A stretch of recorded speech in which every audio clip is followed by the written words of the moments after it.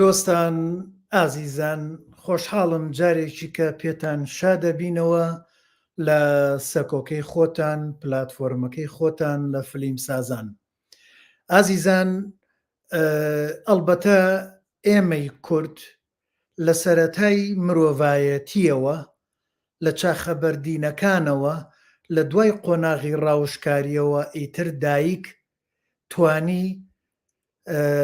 ڕۆڵی بەرچاوی هەبێ لە مێژووە تەنانەت گەشتە ئەو ئاستەی کە وەکو یەکەم ئاین ئەتوانین بڵێن یەکەم ئاین لە دوای ئەو کنە و پشکنینانەی کە دۆزیویانەتەوە دایک یەکەم خواش بووە، چونکە دایک توانیوێتی بژێوی ژیان دوای قۆناغی ڕاوشکاری دابین کات کە لە ڕێی دایکەوە، چونکە دایک بەهۆی مناڵەکانی نەیتوانیوە ئەویش بچێتە دەرەوە خەریکی ڕاوشکاری بێت، بایەخی بە مناڵەکانی داوە بە سەرما و گەرما و پاراستن و جێی نوێن و ئیتر لەو جێگەیە و لەگەڵ ئەو خواردنانەی کە خواردویانەوە ئیتر ئەوە بۆتە هۆکارێکەوەی کە کشت و کاڵ لەسەر دەستی دایک بینراوەتەوە، کە کشت و کاڵ بینراوەتەوە ئیتر سەرەتای دۆزینەوەی کشت و کاڵ سەرەتای شارستانیەت بووە، لەگەڵ سەرەتای شانستانێت و سەرەتای دابینکردنی بژێویەکی بەردەوامی مرۆڤایەتی لێرەوە دایک بووە وەکو خوا سیر کراوە و لە هەمان کاتیشە دایک ئەو یەکسانی و تەبایی و خۆشەویستی و ئاسوودەیەی کە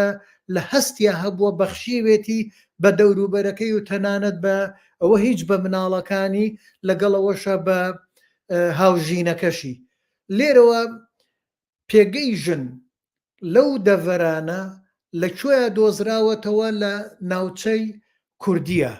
با بڵێن لە قەڵای چەرمووە ئەو شوێنەوارانە و ئەو کەرەسانە دۆزراورەتەوە، کەواتە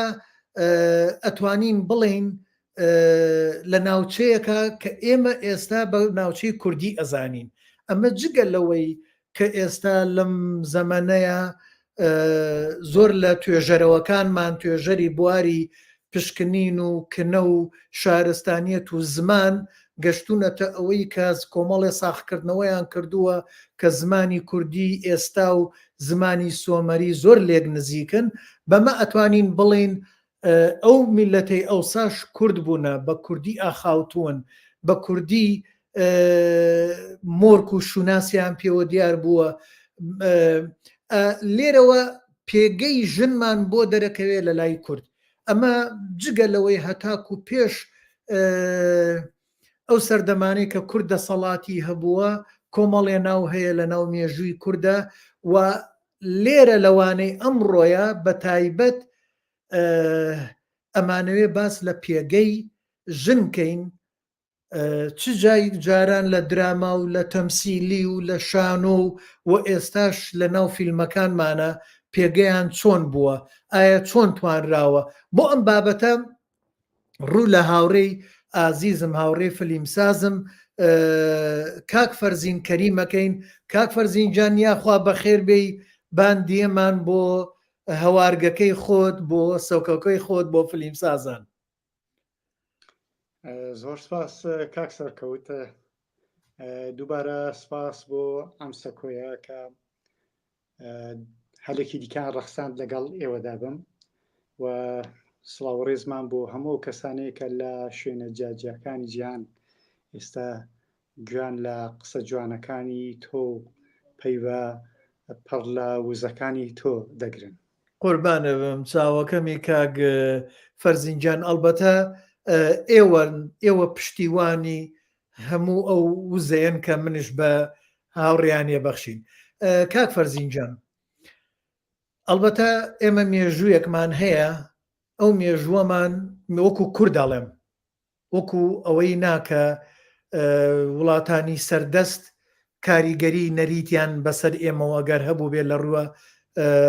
ڕامیاریەکەیەوە. وەکو کورد پێگەی ژن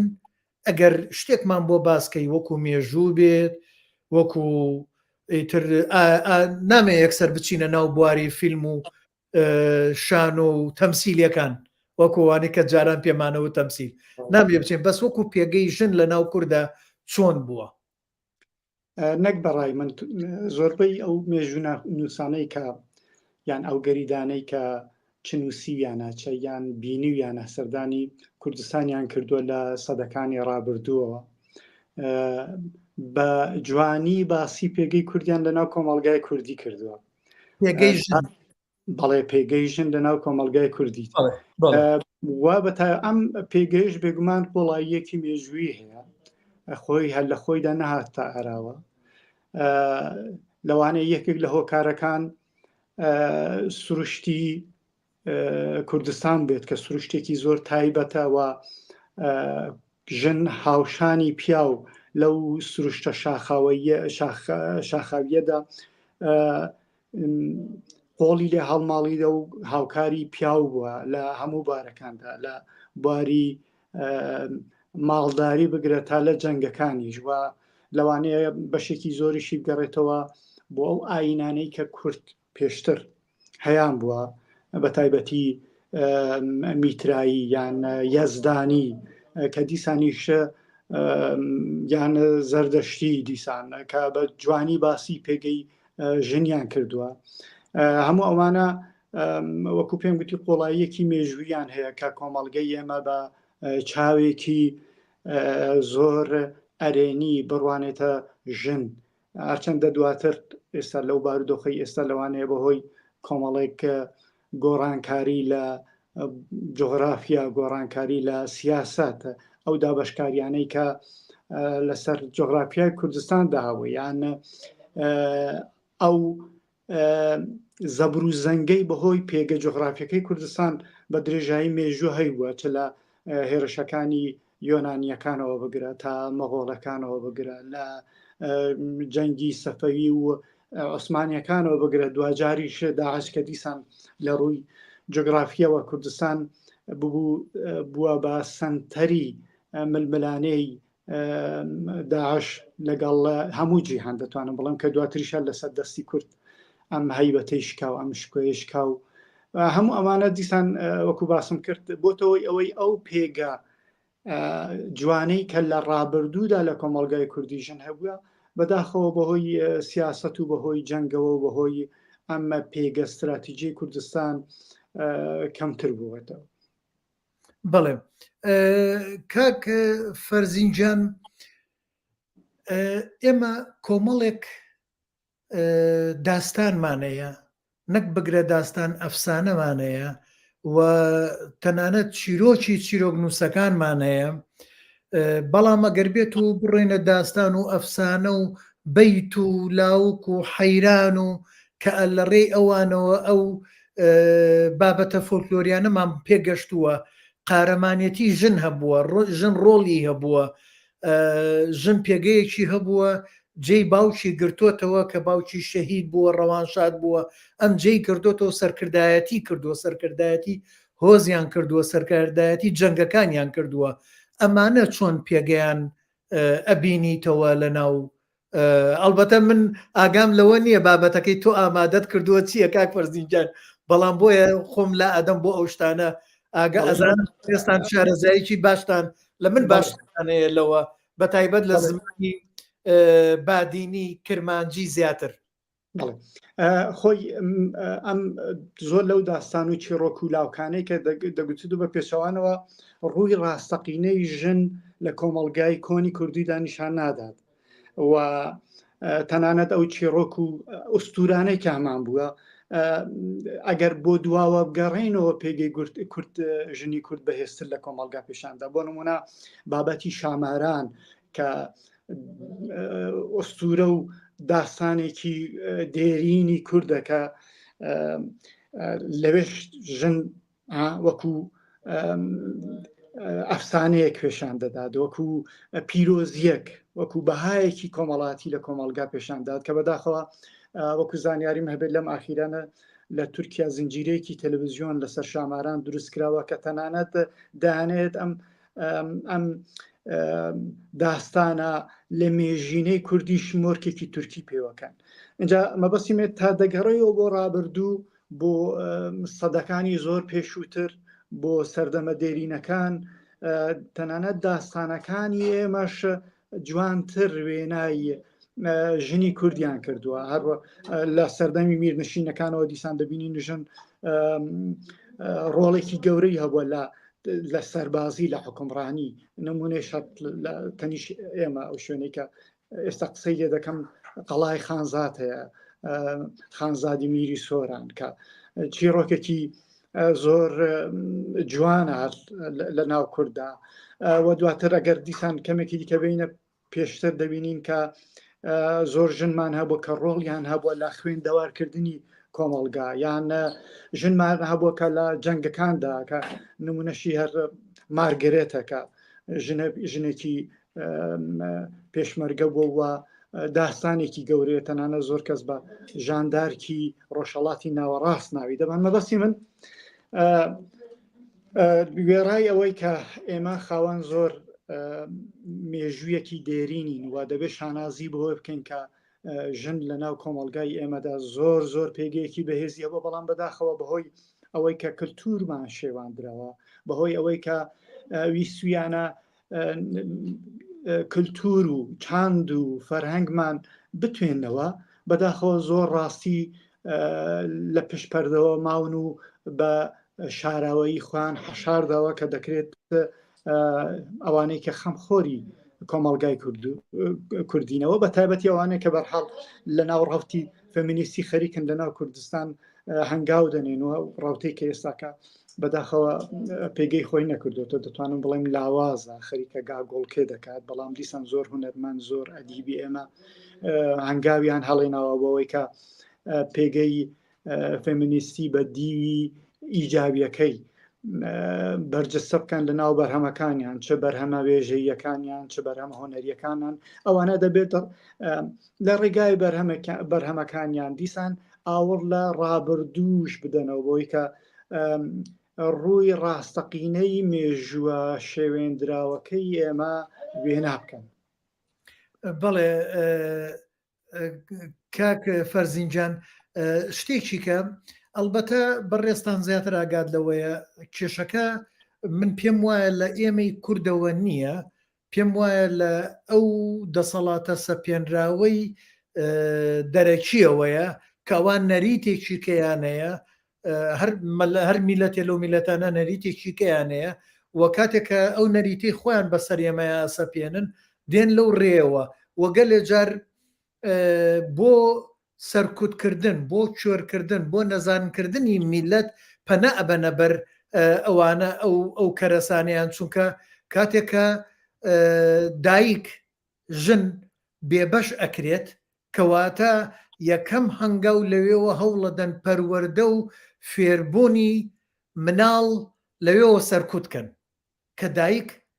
نەزان کرا، کە دایک سەرکوت کرا، کە دایک چەوسێنرایەوە، لەوێەوە میلەتێک تۆ بەرەو لە ناوبرد نەبیت. ئەجا نازانم تۆ لەگەڵم بۆ چوونەیە چۆنی من ئەمە بۆ چوونمە، ئەوان هەوڵی ئەوەیان داوە لەوێەوە میلەتی کورد لە ناوبەرن. من وایە بین دەستەکان خۆش بێ. من لەگەڵ بەشێکی زۆری بۆ چوونەکانتم، بەڵام لەگەڵ ئەوە دانیمەکە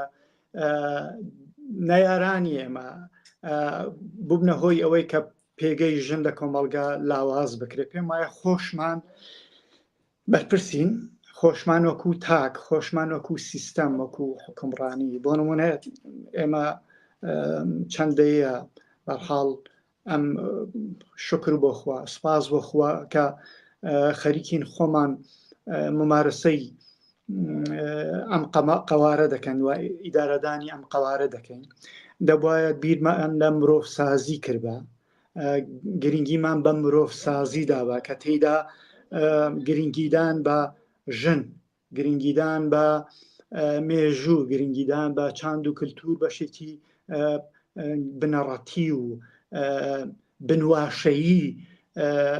پرۆسەی مرۆڤ سازیەکە. بەداخەوە لەمەدا وابزانم ئێمە کەم و کوڕیمان هەبوو دەمانتوانی زۆر لە ئێستا لەو بارودۆخێکی ئێستا تێیدا دەژین ڕۆژانە گوێمان لە چاوسانەوەی ژن، گوێمان لە کوشتنی ژن دەبێت، گوێمان لە یاساکان دەبێت کە زۆری لەوانەیە چەندە بە بەراورد ئەو یاسانی ئێستا لە ناو حکوومەتی هەرێمدا پەیڕەو دەکرێت وەکو نووسرا و وەکو ڕێنماییەکان لە وڵاتانی لەوانەیە دەوروبەرمان زۆر باشتر بێ، بەڵام دیسانی مادەم ئێمە پێشەنگ بووینە لە ڕابردوودا لە بابەتی مرۆڤسازی لە کۆمەڵگای دێرینی کوردیدا بەها مرۆڤیەکان زۆر پێگەیەکی بەهێزتریان هەبووە، کەواتە دەبێت بە هەمان ڕادەش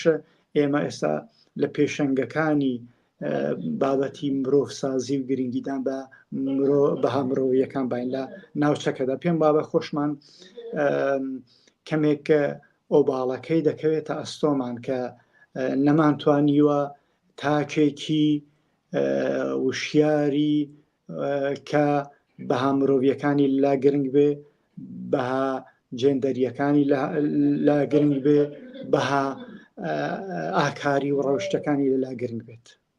بەڵێ من ئەم بۆ چوونم کاڵێم کاگ فەرزینجان، ئەگەر تەمەنی من و تۆ ئاکسەری دایکەکانمانکەین ڕێژەیەکی زۆرەتوانم بڵێم لە 1970 ئەو دایکانەی ئێمە هی تەمەنی ئێمە پێشووتریش لە ڕووی پەروەردەییەوە وشیار بوونە لەگەڵ ئەوەی لە ڕووی نەخوێنەواری و نەخوێنەوار بوونە و کتێب خوێن نەبوونە و زانستیان نەبووە، بەڵام پەروەردەی مناڵەکانیان لە پەروەردەی مناڵەکانیانە وشیار بوونە و زۆربەی ئەو ژنانە چەمکێکی قارەمانیەتیان تیا بووە، ئازایەتیان تیا بووە. من هەر دایکم بۆ خۆی ئاگام لێ بووە با بڵێن مناڵ بوومە بە مناڵی سێرم کردووە ڕاوی دزی ناوە و لەگەڵەوەی ڕاوی ناوە بە بەردی بۆ تێگرتووە سەری شکانوە. ئێستا چی ئافرەتمان چی ئەوێرەوە بکە؟ یان بیرمە دایکم مەسەلەن مناڵ بوومە ئەگێڕنەوە ئەڵێن سواری ئەسب بۆ غاردانی بە ئەسب کردو و لەسەر ئەسپەکەەوە تەقی کردو و نیشانی شکانوە. یعنی ئەمە باش ئەمە دایکم وە لە ئافرەتی ترشم بیستوە هی تریشم بیستوە، کەواتە لە دێر زەمانەوە ئەمە لە لای دایک پارێزراو بووە. ئەتوانم بڵێم لە لای پیاوەکانمانە نەخێر، پیاوەکانمان ئەو کاریگەریەی هەبوو و هەوڵیان داوە پیاو سالاریەکەیان تیا بووە، بەڵام لە لای دایکانمانە ئەمە هەبوو بێت. ئیتر من کۆمەڵێک شتی دایکم کە بۆمەگەڕ مەسەلەن لێم تووڕە بووە لەسەرەوەی کە ڕۆژێ لە ڕۆژان پێشمەرگە بووم وتی ڕۆژێ لە ڕۆژان ئەگەرتەقا لە پێشمەرگەیەکی کە بکەیت خۆم بۆم بکرێت خنچێنم. ئەمە جوانە ڕەفزی جاشایەتی بکەیت، ڕەفزی شەڕی براکوژی بکەیت، یعنی لە زمانی دایکێکەوە. ئیتر مەبەستم لە چیە ئەو نەریتە لە لای دایکا پارێزراو بووە تا ئەم دوایانەش. ئیتر ئەمە بێجگە لە پاکی و بەراعەت و هینەکەی من لەو ڕوانگەیەوە ئەڵێم اینجا دڵنیایەوە کاکسەرکەوت ببوورەوە کە نمونەی تۆ هێناوتەوە هەر لە ئەدەبیاتی جیهانی شتایی خۆشمانەوە بگرم. من ئێستا دێمە سەر نمونەی خۆم مادەم تۆ نمونە دایکی خۆت هێناوە. بۆ نمونە ماکسیم گۆرکی بێگومان کە دایکی نووسی ڕۆمانی دایکی نووسی، ئەمە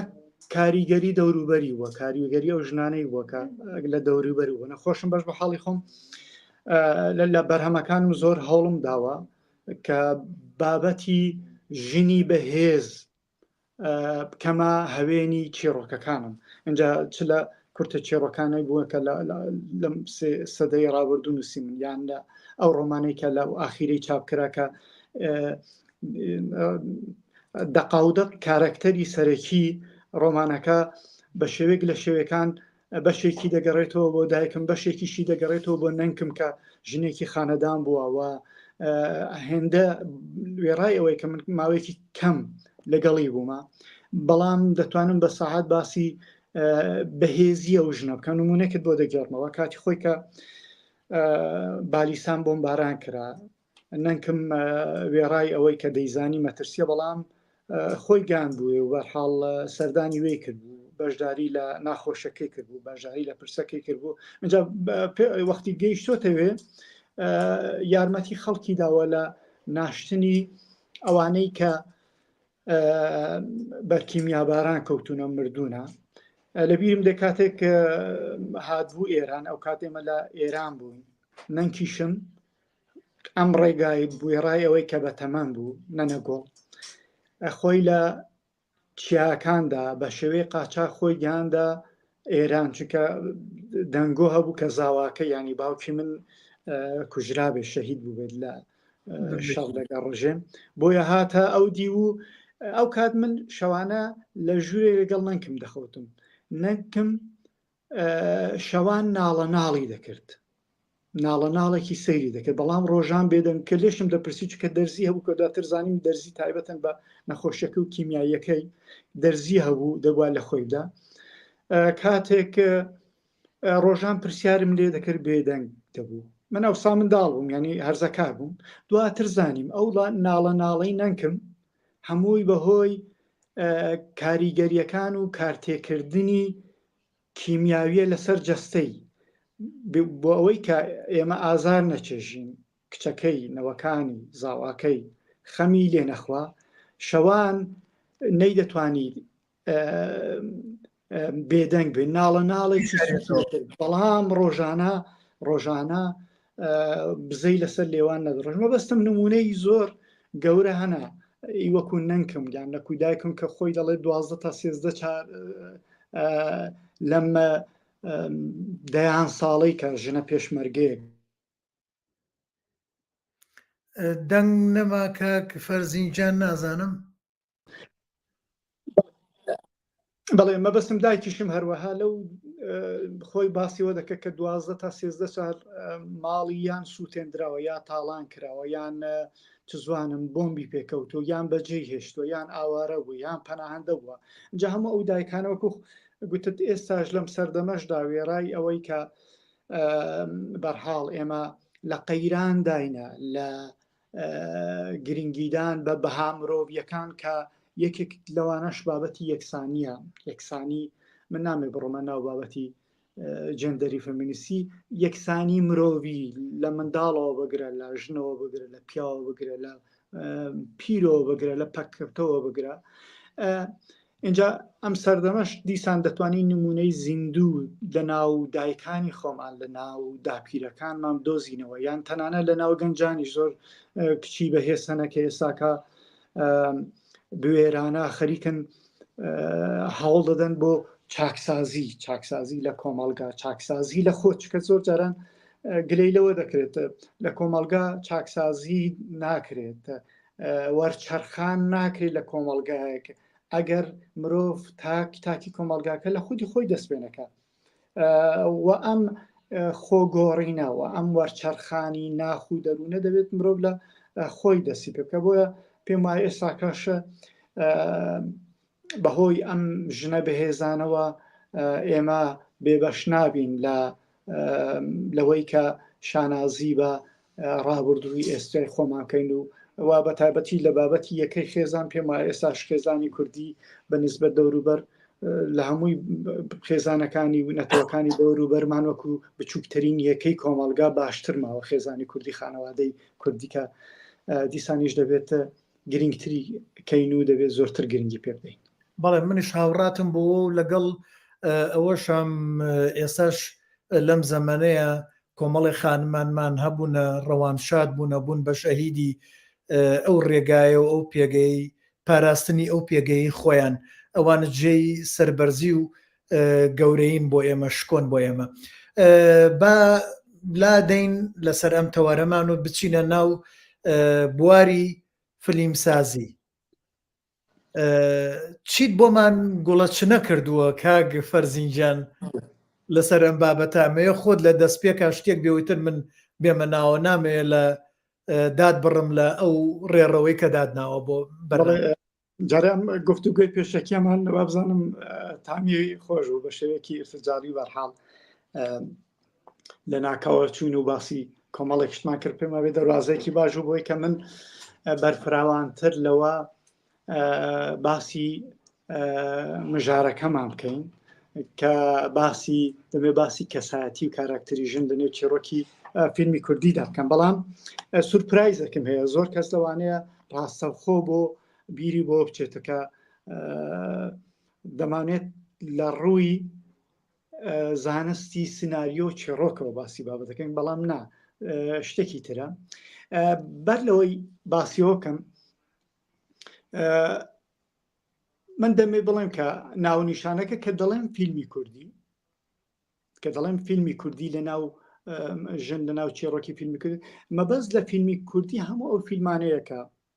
بە زمانی کوردی کراون یان نەکراون، دەرهێنەرەکەی کووردە یان کورد نییە، یان هەر بابەتێکی پەیوەست بە کوردەوە بێت. مەبەستم لە فیلمی کوردی ئەو فیلمانەیە کە سوودی لە چێڕۆک، لە جۆگرافیا، لە خاک، لە زمان، لە جلوبەر کللتور و چاند و فەرهەنگی کوردی کردبێت، چ بیانیەک درستی کردبێت، چه کوردێک درستی کردبێت، چ مەبەست بە مەبەستێکی ڕامیاری، چ بە مەبەستێکی تایبەتی کرابێت. هەموو ئەو فیلمانە من دەمەوێت لە دیدێکی ڕخنەیەوە باسییان بکەم. ئەمە خاڵ یەکەم.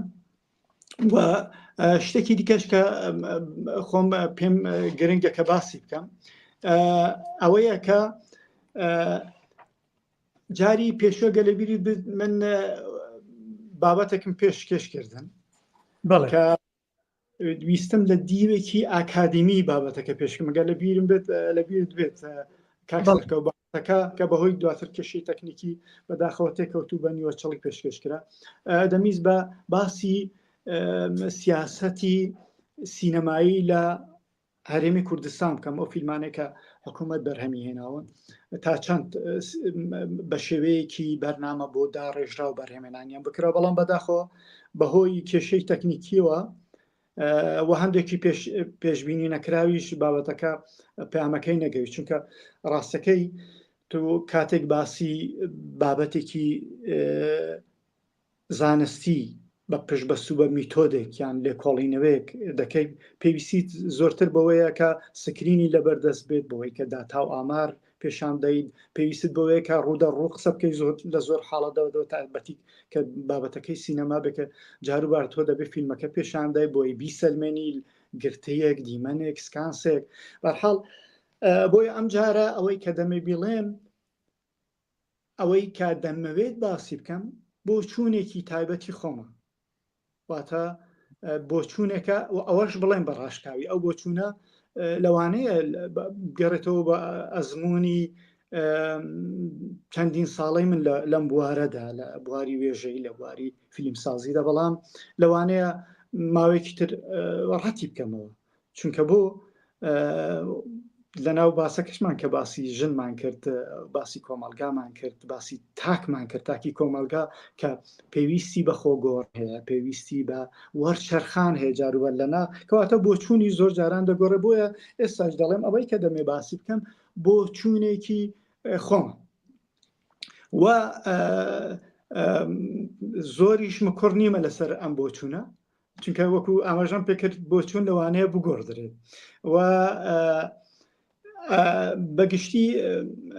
مەبەستم بەوەیە کە ئەگەر هات و سبت یا دووسپە لە بەشێک لە قسەکانە پەشیمان بۆ زۆر ئاسانیە، چونکە مرۆڤ دەگۆڕێت. بۆەوەی کە باس لە پێگەی ژن لە ناو ئەو فیلمانە بکەین کە فیلمی کوردینە بەهۆی ئەوەی کە لەسەر کورد دروستکراون، دەبێت گەڕینەوە بۆ دواوە. ئەوەی کە زۆر جار باسی لێ دەکرێت یەکەمین فیلمێکە لەسەر کوردی دروست کرابێت، فیلمێکی بێدەنگ بۆ بەناوی زارێ 1926 هەمۆبەگی نەزەریان درستی کردوێت. تەنانە زۆر کەس دەڵێن کە لەوانەیە بەهۆی ناوەکەیەوە و چونکە فیلمی دیکەشی لەسەر کورد دروست کردووە کورد بێ، بەڵام ئەمە قەتوانە کورد نییە. ئەوەی هەمەبەستی من کورد نییە، بەڵام خۆشەویستی بۆ کورد هەبوو و ئیتر لەو دەڤەرە ژیاوە و ئەو بابەتەی لە بەردەست بۆ پێی جوان بووە. ئەوەیە اینجا تۆ باسی دەستەواژەی خۆشەویستیت کرد، من وەکو قوڵابێک هاوشم جارە و دەستەواژە وەردەگرم. من دەڵێم لەبەر ناخۆشەویستی بۆ کورد لەوانەیە زارەی دروست کردێت. زارێ لە سەردەمێک دروست کراکە شۆڕشی ئۆکتۆبەر کرا ساڵی 1970 کەوانەیەکەم بەرێ کاک فەرزین، من هینم کوڕەکەی کوڕیەکێ لە ئەکتەرەکانم بانگێشت کرد، ئەو ئێستا ناوەکەیم بیر نییە، تۆزێکی کاگەر بیرم کەوتەوە، هادوانەیەکی وتەوە لێرە لەسەر ئەو فیلمە، خۆشی نووسەرە و ڕۆشنبیرە و کەسێکی وریاشە لە کوردستانی سوور لە وێری ڤاندانیشێت، ئیتر خۆش بوو. اینجا ئەوە حەزەکەم بە هەموو برادران بزانن ناوەکە زارێ نییە، زەرەیە. زەرێ بەڵێ. من زەرێ چۆن من بەڵێ شتێکم بینی دوبلاژێکی بۆ کرابوو لەوێ زەرێ بەکاردا بەڵام خۆشەر نییە ئینجا من ئەوە دوبلاجەی کە بۆی کراوە ڕاز بێت بەرحاڵ اینجا من ئەوە لە ڕێ ئەو برادرەوە داوام کرد هەوڵدەین فیلمە خامەکە 35 ملیمەکە ئەگەر بتوانین بیکڕین من وتم خۆم ئامادەم بیکڕم بۆم پەیاکە و ئەشمەوێت ئەگەر بێت و دەستەیەکی باش ئەوانەی کە دۆبلاژەکەن دۆبلاژی کوردی بکەن ترچی سۆرانی و چی کرمانجی بکرێت ببێ باشە ئەوە تجارێ نازانم پرۆژەیەکە من ئیشم بۆ کردو و خەریکیشم لەسەری فەرموو بەس بەر لەوەی کە بێمە سەر زارێ یا زارێ بەرحاڵ هەر ناوێکی لێدەنێ ئەوەش بڵێم کە بەداخەوە ئەو فیلمانەی کە لەسەر کورد دروستکراون ئەوانەی خۆمان دروستمان کردوونە چ ئەوانەی کە بیانیەکان دروستیان کردو بە دەگمەن دەبێت ئەگەینا هەمووی بە ناشرینی باسی کوردیان کردووە من کە دواتر دێمە سەرەوە بە دەگمەن نەبێت فیلم کە بیانیەک دروستی کرا بۆ نمونە ئەوە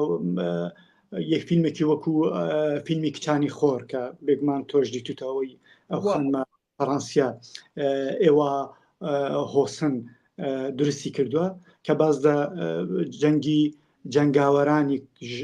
ژنی کورد دەکات لە بەرامبەر داعشدا کە بەڕاستی ژنی کوردی زۆر بە جوانی وێنا کردووە ئەو قەرەبووی زۆر لەو فیلمانەی کە بیانیەکان لەسەر کوردیان دروست کردوەتەوە یان فیلمە کوردیەکان دیسان بۆ نمونە ئەوانەی کە جوان کەسایەتی ژنی کوردیان لە ناو چیرۆکی فیلمی کوردی دروست کردووە لە دەرهێنەرە کوردەکاندا دەتوانم باسی ماندوو کەم ئیبراهیمی سەعیدی کە ڕۆڵی ئەو یەکێک لە ڕۆڵە سەرەکیەکان ئەو ڕۆڵە بوو کە ڕۆژان حەمەجەزا دەوری دەبینی ژنەکە بەهێزە یان ئەوەی مانۆ خەلیل ژنەکانی مانۆ خەلیل لە ناو دوایین فیلمی جیران یان هاوسێ کە بەش بە حاڵی خۆم بینیم بەڕاستی وا قورمام کە چۆن مانۆ خەلیل بێ ئەوەی کە هەستی ڕەگەس پەرستانە و نەتەوە پەرستانە و شۆڤینی لێلا بێت بێ ئەوەی کە نەتەوەیەکی تر بریندار بکات هاتۆ باسی ئەخەم و ئازارەکانی کورد دەکاتووە لەوێژدا دەبینی کە ژنەکانی کورد چەند بەهێزن کەواتە ناتوانین بە شێوەیەکی ڕەها بڵین وڵا هەموو ئەو فیلمانەی لەسەر کورد کراون کۆمەڵگەی کوردی بە تایبەتی کارکتەری ژن بەلاوازی پێشاندراوێ بەڵکو فیلمی شەیە کە بەڕاستی تێیدا ژن وەکو ژنی کورد کەسایەتی ناو چێڕۆکەکە بەهێز پێشاندراوە اینجا بۆ دیسان گەڕێمەوە لای زەرێ کە تۆ دەڵێ لە خۆشەویستی هەموو بەگی نەزەریان هاتووە زەرەی خۆشەویستی کورد درستی کردووە وەکو باسم کرد دوای شۆڕشی ئۆکتۆبەر دوای 6 ساڵ 1926 فیلمەکە کاری بەرهەمێنانی بۆ کراوە ئەو سەردەمە وێڕای ئەوەی کە شۆڕش کرابوو و دەسەڵاتێکی تر هات بۆ ئاراوە بەڵام دیسانیش فۆداڵەکان ئاغاکان سیستەمەکە سیستەمی فۆداڵی هێشتا زاڵ بوو بەسەر کۆمەڵگاکان بەسەر ئەو ناوچانەی کە نەتەوەی جیاجاوی تێدا زاڵ بوو دەتوانین بڵین کۆی رووسایی دوای قەیسەری هەموو ئەوانە دەتوانین بڵین کە بەشدار بوون لەو سیستەمە دەرەبەگایەتیە خودی ئەرمینیا ئەویش هەروەها ینی دەتوانین بڵین کە کۆمەڵگەیەکی لەو شێوە سیستەمە بوو و ئەو کۆمەڵگەیە تێیدا دیسان ژن دەتوانین بڵین کە بە چاوێکی ترەوە سەیر دەکراوە ستەمی لێ دەکرا بەڵام ئەو سەردەما خەریک بوو لە ڕێگای ڕۆمانەکان و لە ڕێگای نووسەرەکانەوە ئەوانەی سەردەمی ڕووسی چ لە ئانا کارنینای تۆلۆستۆی بگرەکە لە کۆتاییەکانی سەدەی 19م نووسی و باسی ئاناکارینایەکی بەهێز کە خەریکە بەرامبەر چەوتەکانی کۆمەڵگا دەوەستێتەوە دەکات تا دەگاتە پێش باسەکەی باسی دایکی ماکسیم گۆرکیمان کرد کە تێیدا باسی دایکێک دەکا کە نمونەی ژنێکی شۆڕژگێڕان ژنێکەکە لە سەردەمی شۆڕژدا خەریکە هەوڵ دەدات و دواتریش هەر ئەوە بۆ هۆی ئەوەی کە لیلین وەکو مانیفێستێک بڕوانەتە ڕۆمانی دایکی ماکسیم گۆرکی بۆ پێگەی ژن لە ناو سیستەمەکەی دوایی 7 ئۆکتۆبەر 1970. جامە بەستم هەموو ئەو ڕۆمانانە ڕۆڵێکی گەوران هەبوو بۆی کە بڵێن دەبێت گرنگی بە ژن بدرێت لە کۆمەڵگا و هەروەها بە پێچەوانش ئەو کۆمەڵگایی کە دەتەوێت بە دوا کەوتوی پێشامدای دەبێت تێیدا ژن لە دواوە پێشامدەی دەبێت وای پێشاندای کۆمەڵگایەکی پیا و ساڵیارەیە ژن دەچەوسێنێتەوە. بۆیە پێم وایە هەمووبەگی نەزەریان دەیتوانی هەمان چیرۆک لە ناو خیوەتەکانی ئەرمەنیەکان لە ناو ڕەشماڵەکانی ئەرمێنەکانیش دروستکە، دەیتوانی بڕاتە چاکانی قەوقاسی جیرانی لەوێش دروستی بکە، دەیتوانی بڕاتە ئازەربایجان لەوێش دروستی بکە. بۆ لە وای نەکرد چونکە دەزانین ئەو کاتە بڕیار بوو کە ئەو کات کورد لە ناوچەی نێوان ئازەربایجان و ئەرمینیا دەژیا و کۆمەڵێک ماف و ئیمتیازاتی هەبوو وە کورد، وەکو مافی نەتەوەی و مافی پەروەردە، مافی کۆمەڵێک شتی چاندی کولتوری پەیوەست بەخۆی هەبوو. پێم وابێت ئەو ناوچەکە دەکەوتە نێوان ئەرمینیا و ئازەریەکان،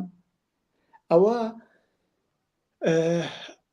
ئەرمینیەکان و ئازەریەکان حەزیان نەدەکرد کورد لەسەر حسابی ئەوان ببێتە خاوەن قەوارەیەکی خۆبەڕێوەردن و بۆیە ویستیان بە ناشرین پێشاندانی کۆمەڵگایە کە تێیدا ئاغایەک لە ناو چێڕەکەی زارەوە ئاغایەک دەوێت بە زۆری زەرێ لە خۆی مارە بکە یان زارێ لە خۆی مارە بکات یان هاوسەرگیری لەگەڵ بکات و تێیدا دەبینین ئەم پەیامە بچووکە خۆی لە خۆیدا ئاماژەیەک بوو، هێمایەک بوو بۆی کە بینێرێت بەڵێ ئەو کۆمەڵگایی کە ئێوە خەریکن قەوارەیەکی بۆ دروست دەکەن، خەریکە نەتەوەیە کە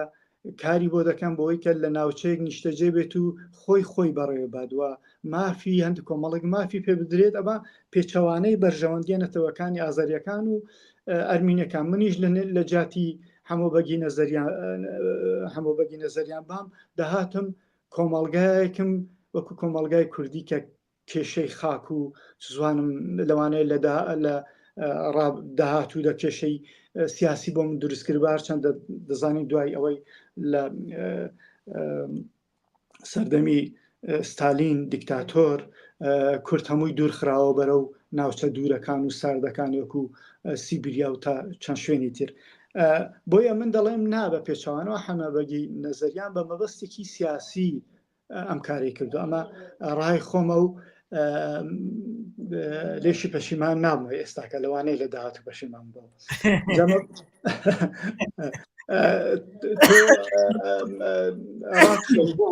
لەسەر بابەتی هەمووبەگی نەزەریان نازانم. بەڵێ من سەواژەی خۆشەویستیت بەکارێنە بۆیە بڵێ ئەزانی چۆنە کاک فەرزینجام ئێمە یەک حەقیقەتێکەیە بۆ نمونە ئێمە ئارامی تیگریانمانەیە. بەڵێ بێگومان کەسێکی خۆشەویستە دڵنیام ئەگەر کوردیش بات هەر ئەوەندە دەیتوانی خزمەتی چاند و کللتوری ئێمە بکات بەڕاستی زۆر ئەرمەنی دیکەش ئەرمەنی و لە 90 گۆرانیەکانی بە دڵنیایی بەشی نیشتمانی یعنی کە لەوانە باسی ئەوە کە چەند شرینە زمانی کوردی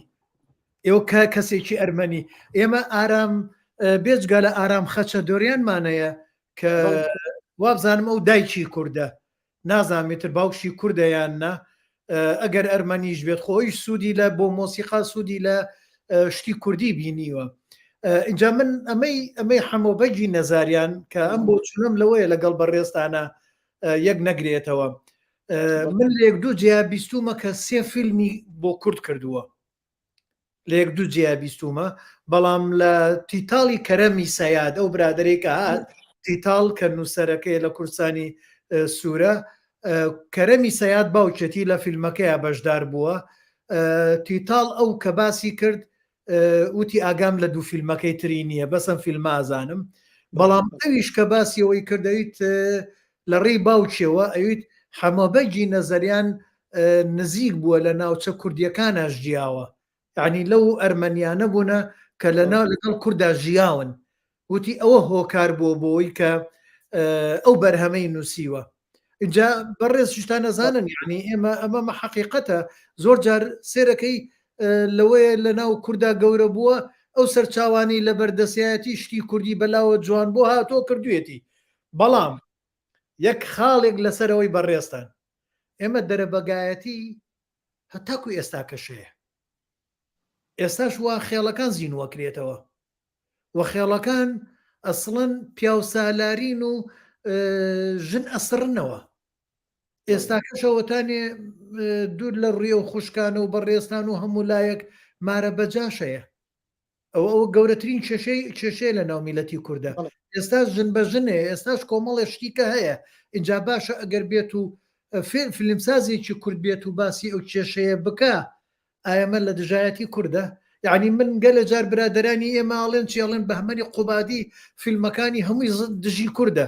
کورد بە سوالکەر و کورد بەوە و کورد بەوە و کورد بەوە. بەس کاک فەرزینجان من لەگەڵ بۆ چوونەیان نیم، چونکە فیلم ئەبێ کێشەی تیاابێ. چۆنکەیت لەو دیوەوە لەگەڵتم لە تۆ لە دیوە تەکنیکیەکەەوە باز دەکەم، من لە خەریکە لە دیوە سیاسیەکەەوە باسی دەکەم، ئەوەی کە زارێ من باسی 1926 دەکەم. بەڵام دواتر هەمووبەکی نەزەریان کۆمەڵک فیلمی دیکەی دروستکە، بەڵام کەی درستی کرد لە دوای 1935 تا 1940 کە باسم کرد کوتم کە ستالین هاتە سەحکم و پەشیمان بۆ لە کۆمەڵێک بەڵێن کە بڕیار بوو لەو ناوچەی نێوان ئازەربایجان و ئەرمینیا مافی پێ بدرێت، ناوچەیەک کوردستانی چوانم سووری بۆ دروستکە، شینی بۆ دروستکە، سپی بۆ دروستکە، بەڵام پاشگەز بوونەوە دواتر کە کورد دوورخراوە لەوانەیە. مەبەستی من خەریکە لە ڕووی مێژوویەوە باسی دەکەم و گوتمیش بە پێچەوانەی بە دیدێکی ڕەخنەییەوە سیر دەکەم، وەکو گوتیشم لەوانەیە سورپرایزەکە بێت کە بە پێچەوانەی زۆر لەو کەسانەی کە نووسیویانەوە بە حەماسەوە بە خۆشەویستیەوە کۆمەڵێک بابەتیان باس کردووە، من خەریکە ئەو شتە دەکەم. مەسە واز لە زەری دێنم خۆ ئێمە دختەرکە دۆدێنەوە نمونەکی دیکە دۆدن دختەر نازانم بەڕێستان ئاگال لێبیانە بڵێ من نەمدیوە دختەر لور دێتم دێمە سەر نمونەکی جوانتر ها دێمە سەرۆی کاک سەرکەوت بەڵێ من دیتومە بەشێکی لە 1933 لە سەردەمی ڕەزاشا لە 1925 تا 1941 حکمی ئێرانی کرد و ئەرکێکی گرنگی هەبوو لە ویستی ڕۆنیسانس لە کۆمەلگا بکات، بابەتی هەڵگرتنی حەجاب و سەرپۆش و کۆمەڵێک شتی تری لەبەر بوو بۆی کە کۆمەلگاکە بەرەو کۆمەلگایەکی مۆدرن بە کۆمەلگایەکی تاسەرێسقان دواکەوتوو. کچی لۆڕ یەکەمین فیلمی فارسی دەنگدار، ینی بە دیالۆجیە لە قۆناغی فیلمی بێدەنگ کپ دەرچوو، یەکەمین فیلمی دەنگداری فارسیە. باز لە چ دەکات؟ باز لە فەرمانبەرێکی حکوومەت ئەمنی دەکات کە دێتە ناوچەی لۆڕستان. خۆت نمونە تێنە بۆیە باسی دەکەم کاکی سەرکەوت. دەمەدیسان لە دیدی مێژووی بزانە چۆن سیاست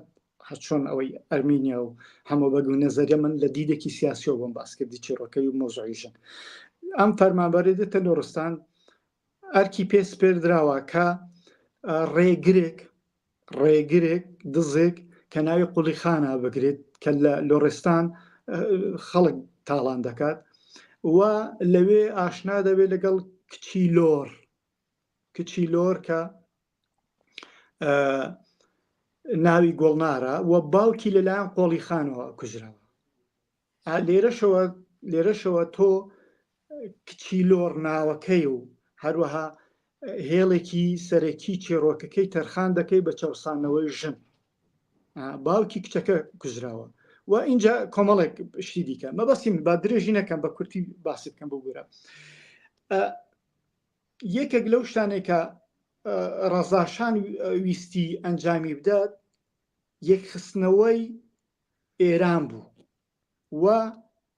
بە تایبەتیش تواننەوەی کورد بوو لەناو ئەو سیستەمەی کە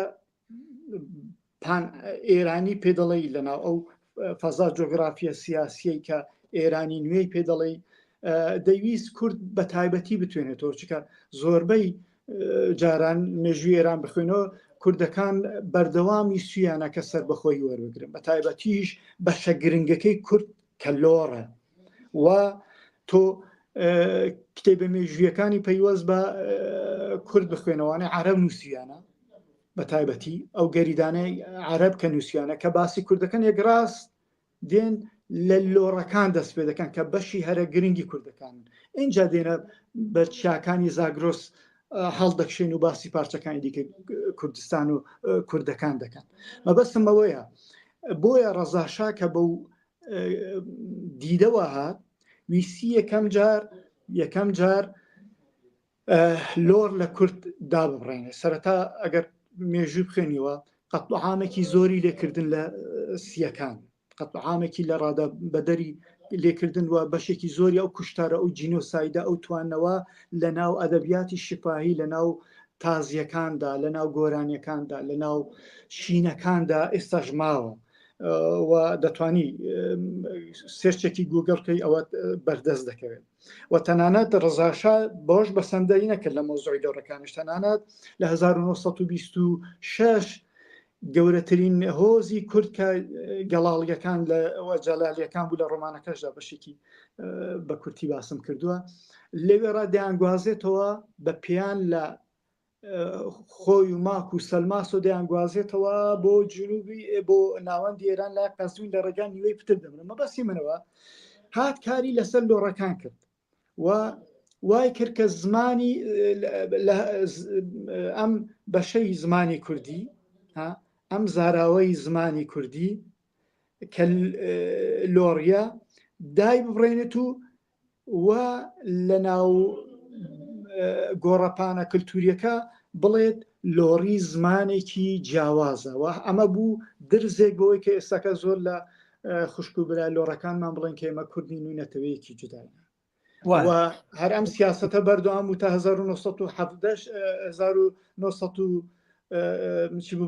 2017 هەر لە ئیمتدادی ئەو سیاسەتە لە کیشیان فەرەنگستانی ئێران ڕایگەیاند کە لەک زمانێکی جیاوازە بەستی من فیلمیش باوەڕەتە بێ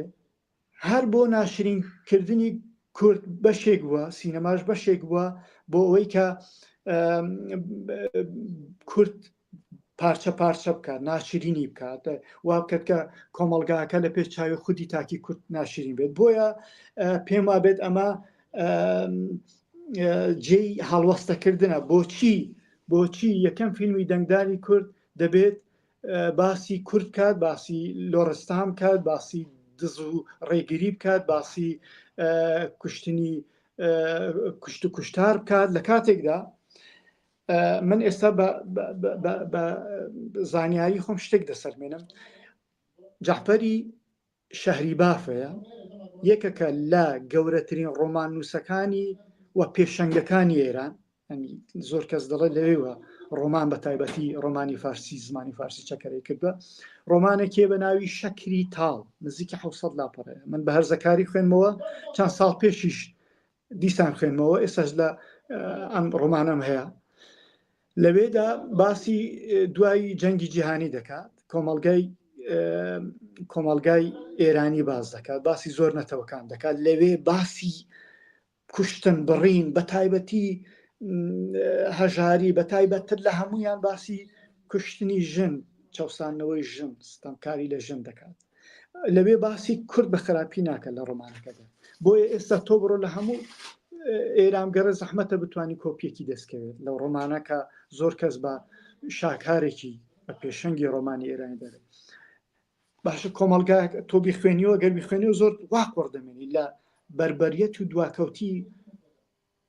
ئەم کۆمەلگایە باشە لەوێدا باسی کورد ناکە باسی خراپی کۆمەلگایەک و دواکەوتی و ئەو عقڵە دواکەوتوی ئەوانی دیکە دەکە بۆ تۆ یەکەم فیلمی دەنگداری خۆت دێنی تێیدا باسی کورد دەکەی کەواتە من دەڵێم ئەوان وەکو ستالین وەکو لینین ڕزا شاش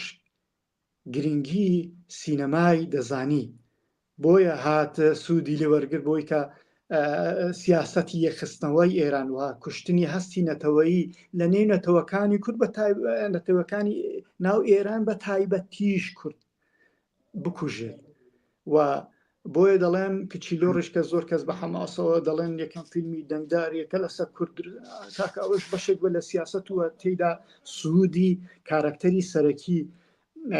فیلمەکە کە بەشێکە لە دیپلۆماسیەت و سیاسەتی ڕەزاشا بۆ یەخستنەوەی ئێران کچێکی کوردە کە ناوی گوڵنارە اینجا با زۆر درێژی نەکەین من یەکگینێکمەیە یەک کورتەیەکمەیە لەسەر مەسەلەیە کاک فەرزینجان لە سیستەمێک پێش ئەوەی ئابووری لە وڵاتی ئەمریکایە داتە پێت لە 2010 ئەو کاتانە لە 2000 بەوەی کە بیرمە لە 2007 لەم شارەی منە لە بەلەدیە شارەوانی ئەم شارەی منە سیستەمێکیانە بوو لە بەشی ڕۆشنبیری و کەڵچەر و نەریتەکان هاوکاری فیلمساز و شانۆکارانیانە کرد فیلمێ بکەن لەسەر کۆکردنەوەی نەریتەکان بۆ خزمەتی داڕشتنی نەریتی ئەمریکی پارە ئەدرا لێرە مەبەستەکەم وایە پارە ئەدرا بۆی ئەوە دروستکرێ ئەلبەتە لە 1920ەکان ئەگەر فیلمی زەریەکراوە کە کامیرە و فیلم چۆن هاتووە من لەوەیە هاوڕات بم لەو مەسەلەیە پارە دراوە بۆی ئەو فیلمە بکرێ بۆ ئەوەی چونکە ئەمریکا سیستەمێکی هەیە و ڕووسیاشە و سیستەمەی هەیە و وڵاتانی تریش ئەڵێن پێشەوەی بچینە هەرچ وڵاتێکەوە ئەبێ سینەمامان بڕات ئەبێ گۆرانیمان بڕوا ڕۆشنبیریمان بڕوا اینجا دوایی هێزەکانمان هێرشکن کەواتە سینەما زەمینە سازیکردنە ئێرانی شەروای کردووە لەوەیە هاوڕاتم لەوەیە بۆ فیلمی زەرێ بێ بۆ فیلمی دختەر لوڕ بێ بۆ هەموو ئەویشانێ هەتاکو لە با بڵێن لە کاتی شایە فیلمی کەرەڤان کراکە عومەر موختار دەورێ بینێ ئەمریکیەکان خۆیان وا پێشانەدەن کە لە ناو ئێرانە دەسەڵاتیان هەیە فیلمی کەرەڤانی عومەر موختار کە لەگەڵ خێڵە کوردیەکان هەیە عومەر موختار دەوری کە کەسێکی کوردە بینێ زولفەقار خێڵێکی کوردیە بەختیاریەکان با بڵێن تۆ وەرە ئەمە ئیشیان بۆ ئەوە کردووە با بڵێن ئەو نەریتە ئەو شوناسە بسڕنەوە من هاوڕام لەگەڵەوەیە لەو مەسەلانە بەڵام ئێمە یەک شتێکی کەمانەیە کاک فەرزینجان ئەمە حەزەکەم بە ڕێستان زیاتر سەرنجخەنە سەری ئێمە یاخیبوونی کچانمانەیە کە ئێمە لە کوردەواری ئەڵێن هەڵگرتن یان ڕەدووکەوتن تۆ بڕۆ خەجوسیامن مەموزین زۆربەی لەو چیرۆکانە لەو داستانانە کچانمان ڕەدوو کەوتون ڕەدوو بەو شێوە ناشرینە ناکە لە کۆمەلگای ئێمە هەیە بەو شێوەی کە ڕەتی هەموو ئەو نەریتەی باوک سالاری و فەرمان و بڕیارەی ئەوانی کردووە من ئەوە بە شۆڕش ئەزانم و ڕەدووی ئەوان ئیتر نازانم بەڕێستان لێرەوە بۆ نمونەیەکی جوان باس کرد من لە کۆمەڵگای لە مکریانەوە دەوروبەرەی تا خانێ لەولاشەوە سەردەشت لەوێ بوومە بەڵێ منش تا ڕادێگاگەم لە هەنێچێتی بەڵێ لە هەندێنێ و هەندێک لە هۆزەکانی وێ شانازیەکی گەورەیە کەچ ڕەدوو بکەوێت بەڵێنی وەکو شانازیەک سەیری دەکەم وەکو ڕوانینێکی دەتوانم تەواو نازانم ژنگەرایانە سەیر دەکرێت کە چۆن کوڕ ئازادە لەوەی کە اختیاری هاوسەری خۆ کرد ژنیش کچیش ئازادە بۆیە کە تەواو لەگەڵ قسەکانتم کە ئەم کللتورە ئێستا کەش باوە و بە شتێکی ئەرێنی دەبێت لە قەڵەمی بدەین نەک هەندێک کەس بە پێچوانەوە خوێندنەوەی بۆ بڵێ ئەوە یەکێکە لەو نەریتە جوانەمان کە دەستی پێنەگەشتووە، چونکە ئەوان لە جێیەکان تا ئێستاش هێشتا دەستی دەرەکی نەگەشتەوە خەریکە ئەگات اینجا ئەوە یەکێکە لە شتە جوانەکانمان بۆ ئافرەت کە ملکەچ ناکا بۆ بڕیاری کە بەسەریا ئەسپێنن حەزەکانی ناخی دای ببڕن. بەڵێ فەرموو. بگورە من ئەم جارەوە بزان بانو منێک لە تورکیا بێنم لە تورکیاش ئەوەی کە زۆر باس دەکرێت سەبارەت بە ئەو فیلمانەی لەسەر کورد دروستکراون باز دەوە دەکرێت لە 1950 کە عاتف یڵماز لەگەڵ حوسێن پەیدا فیلمێکیان دروست کردو بە ناوی گۆڕەکەم لەبەر هەڵ بکۆڵن شتێکی لەو بابەتە لەوێ هەرچەندە عاتف یڵماز خۆشی کورد بووە بەڵام سەرەتایەک دەوێت بۆی کە بەڕاستی کۆمەڵگەی کوردی ناشرین پێشان بدرێت کەسایەتی ژن ستەم لێکرا و لاواز پێشان بدرێت لەو کۆمەڵگایە و بۆ ناشرینکردنی ئەو کۆمەڵگایە لە هەموو ئەو فیلمانێک کە دروست کراون وەکوکتم زۆر لەوانەیە کە فیلمیان لەسەر ئەو کۆمەڵگایە دروست کردووە ئەم کۆمەڵگایان بە دواکەوتوو ساویلکە نەزان ئەحماق ژن کوژوە هەتا دوایی شوپاندووە و ژن کەرەستەیەکی زۆر تایبەت بوو بۆ ئەم چەندە زۆر لەوانە خودی ئەوانە کورد بوونە و بەداخەوە دەتوانم بڵێم کە فیلمی بەرهەمهێنراوی کە کورد و کەسایەتی ژنی کورد بۆتە هەوێنی چیرۆکەکانی ئەم فیلمانە تێیدا وای لە بینەری کورد کردو وای لە خەڵکی کورد کردو وای لە تاکە و کۆمەلگای کردو کە بەڕاستی کۆمەلگاکەی لە پێشاو بکەوێت بەهۆی ئەم فیلمانەوە و زۆر جاریش تەنانەت ئەم تورکیی کە قسەی پێوە کراوە لەلایەن کەسایەتەکانی ناو چێڕۆکان یا فیلمەکان کە دەمیان کردوتە تا ساڵانێکی زۆر بۆتە ستایلێکی ڕاز بڵێن ها ئەوە کووردە یان ئەگە تەنانەت جلوبەرگیشی کوردی نەبێت تەنانەت جوگرافیاشی کوردی نەبێت و ئێستا کەش بڕۆ لە ناو شانۆیەکان لە فیلمەکان لەهجەیەکی تایبەتیان زاراوەیەکی تایبەتی تورکیان دروست کردووە کە نەزانینی لێ دەبارەوە کە کاراکتەرێک دەمی دەکاتەوە یەکڕاز دەڵێن ها ئەوە کووردە و اینجا بینەر ئەگەر لە سەرەتای فیلمەکەش بێت ئەو دەڵێ ئەوە کارکتەر لە ئێستاوە نەزانە ژن کوژە زوانم ساویلکەیە ئەحماقە دواکەوتووە ببوورە و قسانە دەکەم مەبەستی من لە ئەم چەندە لە خودی کوردەوە لە عاتف یڵمازەوە دەستی پێکرد لە 1950 بەم فیلمەوە دواتر زۆر کەسی دیکەش بەردەوامیە بوو ئەنجا مشتە خەتەرەکە دەڵێ و یڵماز گۆنایش بۆ نمونە ڕێگە کام کارکتەری ژن لە فیلمی ڕێگا کە باسی کۆمەلگای کوردی دەکات باسی تاکی کورد دەکات باسی ژنی کورد کام کەسایەتی ژنی ئەم کۆمەلگایە بەهێزە لاواز دیسان باسی چەوسانەوەی ژن لە ڕێگا دەکرێت ڕاستە دەتوانین بڵێن کە ڕێگا دەواازەیەک بوو بۆ هەناسەدانی نەتەوەیەک بە ناوی کورد لە ناو ئەم سیستەما پڕ لە تونند و توژی و پڕ لە توانەوەی نەتەوەکانی دیکە بۆ ئەوەی کە ئەم فیلمە بڕاتە بسیباڵ و خەڵک بیبێنێت وە خەڵک بە بزانێت ئەم نەتەوە کورد چۆن دەچەوسێندرێتەوە ڕاستە ئەمانە بەلایەک دەزانین ئەم فیلمە چەند خزمەتی ڕەوتی سیاسی ڕامیاری و هەروەها هونەری کوردی کردووە بەڵام دیسان دەڵێن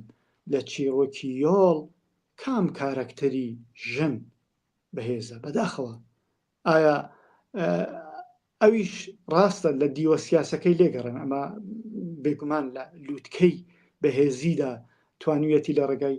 هونەری سینەما باز لە بارودۆخ و ڕەوشی کوردکە لە تورکیادا بەڵام ئەگەر باسی ژن بکەین لە ناو فیلمەکە بەس دەبێت ئاخی بۆ هەڵکێشین هەرچەندە گوتم دەزانم زۆر کەس قسەی من قەفسە بەڵام من گوتم زۆر بە ڕاشکاوی قەرارە من باسی هەندێک شت بکەم کە کاکفەرزینجان کۆمیتە بەڵێ ئێمە کاک فەرزینجان ئێمە شرۆڤە ئەەکەین ئێمە هەڵسەنگاندنەکەین و بۆ چوونەکانە خێنە ڕوو ئیتر من بۆ چوونێکمێ بێ ڕێستان بۆ چوونێکیە کەسانی کە بۆ چوونێکێ بەڵام ئەم بۆ چوونانە لە ئەنجامە خزمەتی بیرفراوانی ئێمە ئاکات ئێمە نابەستێتەوە لە یەک قاڵبی سۆزە بمێنینەوە بڵین نا یڵماز گۆنای تەواو زۆر پیرۆزە بەڵام ئەتوانین بڵین یڵماز ئەوەنەی دۆزەکەی بەلاوە گرنگ بووە لەوەیە لەو کاتەیە ئاگای لەو مەسەلەیە نەبوو بێت لەوەیە نەچوو بێتە ناو ئەو وردەکاری ئەو تەوەرەوە ئەو چەمکەوە لەوەی چەمکی تریشەیە خەڵکانێکی کە لەوەی دەستنیشانی بکەن بڵێن مازگۆنای نەی کردووە حەقمانە بڵێ یعنی من کە فیلمێکەکەم بەڕێستان کە فیلمێکەکەین کاتێکە خراپە یا باش نییە خۆ ئەبێ قسەی لەسەر کرێ نابێ مەیز لە ژتی لەسەر نەڵین بەڵام کردنەکە باشترە بەڵێ فەرمو بڵێ بۆ مادەم باسی تورکیا کردو پێشەکیش ئێمە هەر بە شێوەیەکی ارتجاڵی باسی بەشێک لە ئەدەبیاتی خۆمان کرد لە ئەوەی با یەک شتێک بێم بەسەر ئەوەی سۆیلەخان لێرە وا بزانم پرسیارەیان بۆ چوونە ئەڵێ درامای ئارەزوو لە دەرهێنانی مامۆستا ئەرسەلان دەروێش باسی لەو بابەتە دەکرد کارێکی زۆر جوان بوو وامزانی پرسیارە بەڵێ فەرموو دیسان دێمە سەر ئەو سەرەتایی کە باسێکی خۆشمان کرد لە باسەر بابەتی ژن لە ناو چێڕۆک لە ناو ئەدەبیاتی ئێمە لە ناو گۆرانی و لاوکە حەیران و شینگێ ڕووی بەستە و چزانم تا دوایی ئەمە گوتم زۆریان نزیکە مێژوو هەندی بڕۆینە دواوە کەسایەتی ژن بەهێزە لەوانە مەموزینیش دەتوانین بڵێن تەمەنێکی زۆری نییە یەکێکی دیکە لەو فیلمانەی کە هەر لە تورکیا دروستکرا لەلان ئەمیرە ئەڵچی بڵێ مەموزین بوو لە ساڵی 1970 دروستکرا دڵنیام تۆ بینی وتەمە خۆم ئێستا کەش زۆر جاران لە لاپتۆپیان لە ناو سیارەکە مۆسیقای مەموزین لێ دەدەم بەڕاستی مۆسیقایەکی زۆر نایابە بە تایبەتی ئەو شوێنانەی کە بە ئامێری هەوایی مۆسیقاکە دەژێنرێت زۆر کاریگەری دەکات بەڵام لەوێشدا مەموزین لێگەڕێنەکو چێڕۆک لەوێشدا دیسان تۆ حەز ناکەی قەدرێکی گەورە لە زین کراوە بۆ من و تۆ هەر تاکێکی کورد کە چێڕۆکەکە دەبینین یان هەر دەگەڕێنەوە سەر ئۆریجیناڵەکەی و ئەحمەدی خانی دەخوێنینەوە مەلموسە و هەستپێکرا و چێژی لێوەردەگرین بەڵام یەکێکی بیانی یەکێکی تورک ئەم فیلمە ببینێت دەڵێت بەڕاستی لە کۆنەوە کورد ژنی چاوساندۆتەوە ژن قوربانی بووە ژن نەگەیشتووە بە خۆشەویستەکەی وە کوژراوە یان خۆی کوشتووە ئەنجام بەبەستی من لەوێش بەداخەوە دڵنیام هەر تورکێک هەر ناکوردێک ببینێت ئەو هەستە دەکاکە بابەتی غەدرکردن ستەمکردن لە ژن لە ناو کۆمەڵگای کوردی بە گراوەندێک و پێشینەیەکی زۆر گەورەی هەیە لێرەیەک خاڵێکەیە کاک فەرزینجان ئەگەر بت بڕنداوای لێبردنەکەم ئەمە ئەبێ ئاگامان لەوە بێت مێژوویەکە بنەمای پیاوسالاری لە هزری پیاوی ئێمە و لە نەریتی پیاوی ئێمە چێنراوە اینجا ئایا نووسەرەکانمان دابڕاون لەوە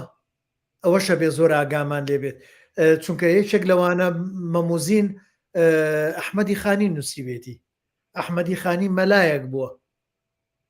هەرچەندێ مەلایەک بووە بەڵام مەلایەکی ئەدیب و نووسەر بووە و شاعیر بووە و زیرەک بووە بەڵام کە ئەڵین مەلا ئایا نەریتێک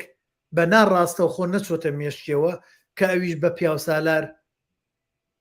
پیاوسالاری تیاچان دەبێت ئەمامە یەکێکە لە خاڵەکان بەڵام ئەگەر بێت و سەیری خەجوسیامەند کەین یا سەیری ئەوانەی ترکەین کە لە دەمی شاعیرە شایەرەکان بیت بێژەکان بۆمان ماونەتەوە لەوێ شتێکی کە ئابینیت لەوێ شتێکی خۆڕسک ببینی بەڵام ئەوەی کە نووسەرەکانمانەوان ئێمە با دوور نەبڕۆین خۆ میرزا محەممەد ئەمی مەنگووری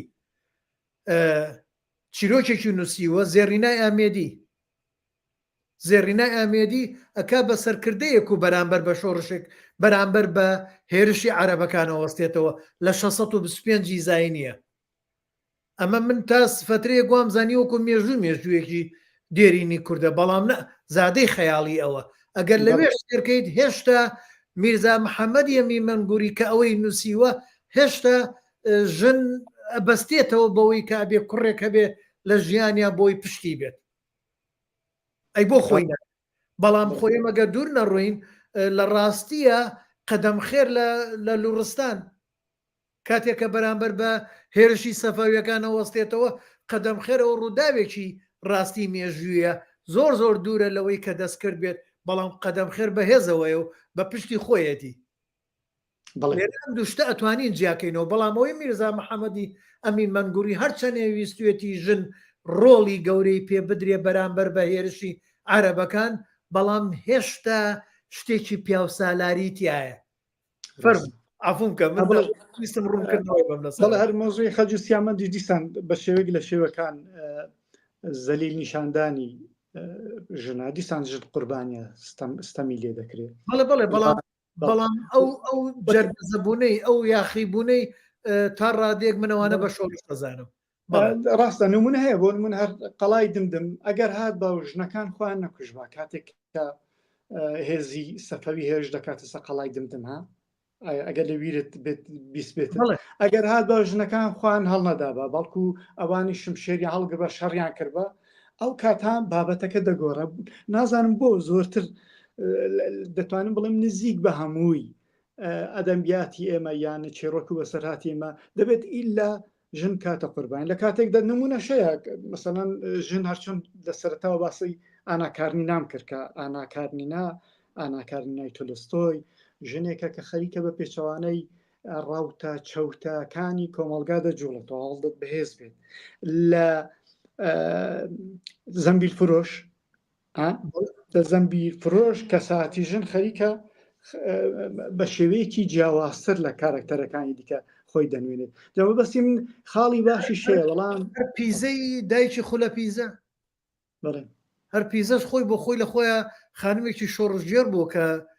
بەرەو ڕووی دەسەڵاتی ئینگلیز لەو کاتەیە وەستاوەتەوە و پشتیوانی کوڕەکەی بووە ئەو واقعەکەی حقیقەتەکەی ژیانیانە بەڵام کاتێکە پیاوێکەی نووسێتەوە ئەوە کێشەکەی لەوێ پیاوەکە هێشتا هینی پیاو سالاری خۆی تایە من وایە بەڵێ اینجا لەسەر بابەتی مۆزۆی ژن ئێمە باسی تورکیامان کرد لەو فیلمسازە بەداخە خودی فیلمسازەکانی کورد هەرچەند کورد بوونە زۆر بە خراپی باسی پێگەی ژنیان لە ناو چێڕەکانی خۆیان کردووە کەساتی ژنیان لە ناو چێڕەکانی خۆیان کردووە ئەمە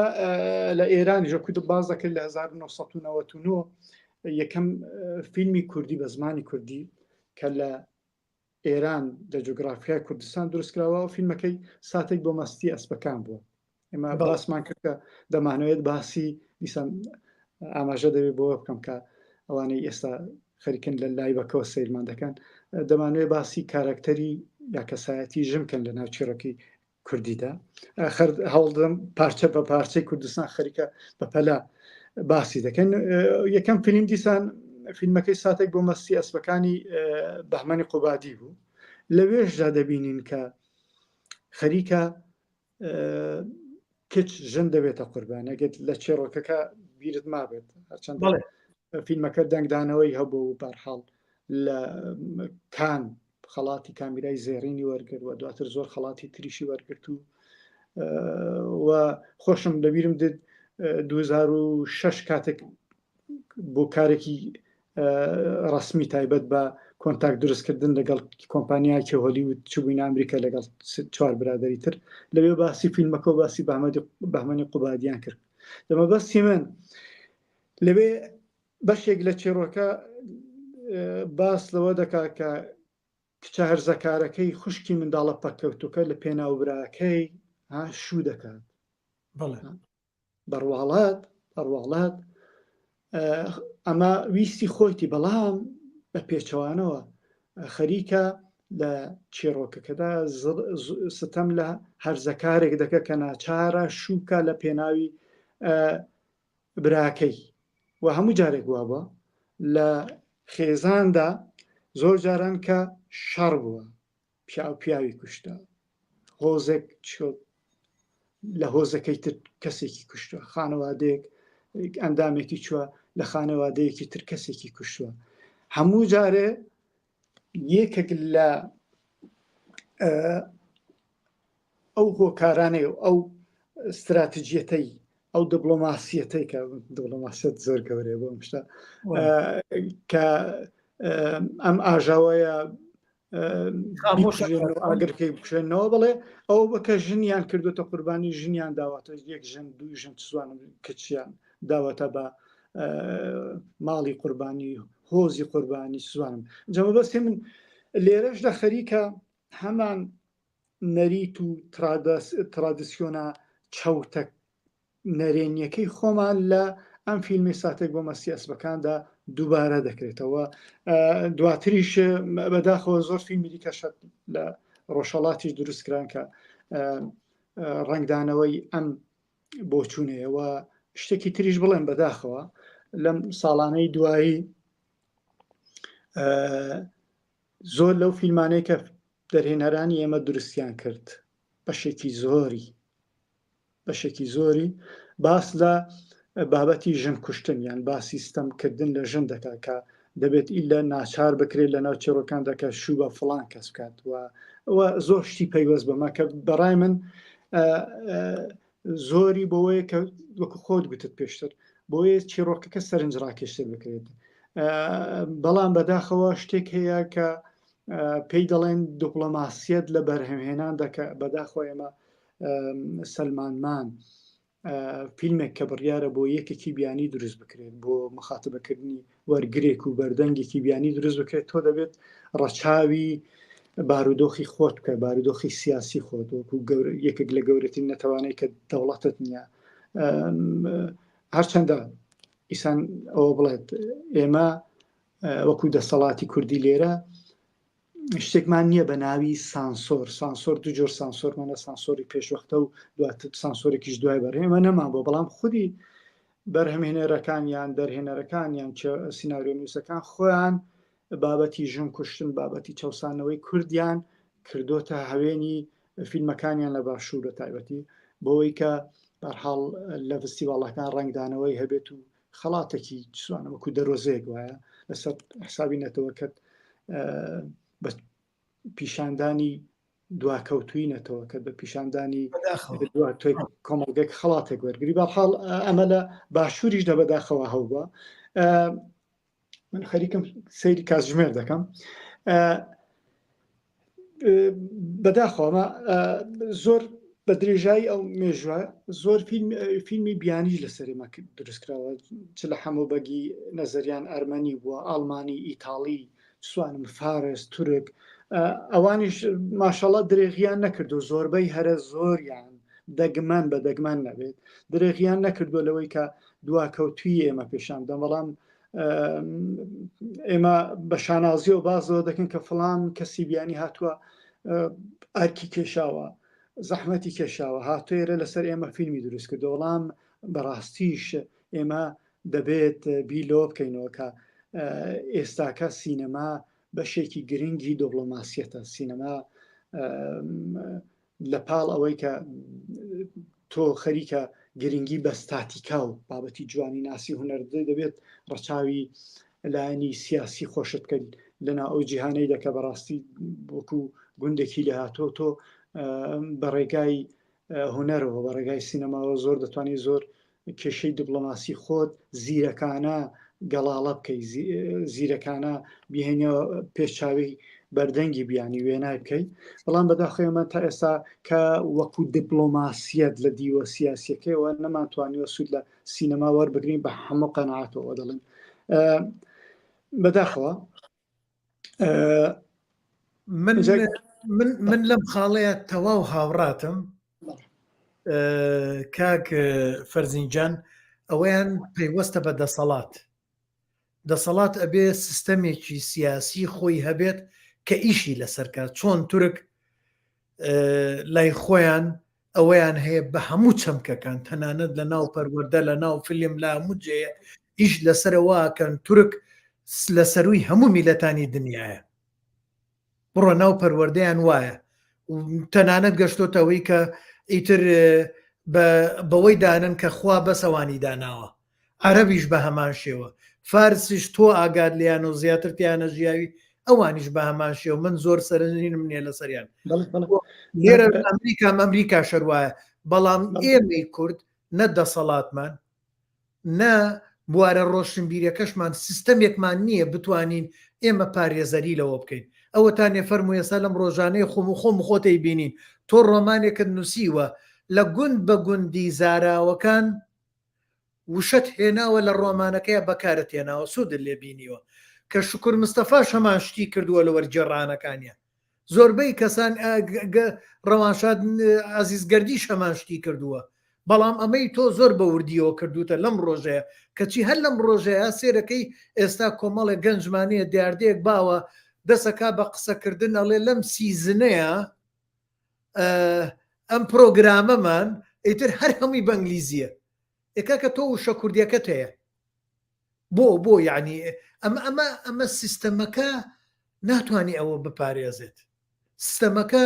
پرۆگرامێکی دانەناوە بۆ هەموو ئەو بەرهەمانە پێشەوەی بێنە بەرهەم کە ئەبێ لەسەر چی بنەمایەگەیشکەن دوایش کاتە بەرهەم سانسۆرێک با بڵێن چاودێریکردنێکە بێت بۆی نێڵن لە شوناسی نەتەوەی مانکەم کاتەوە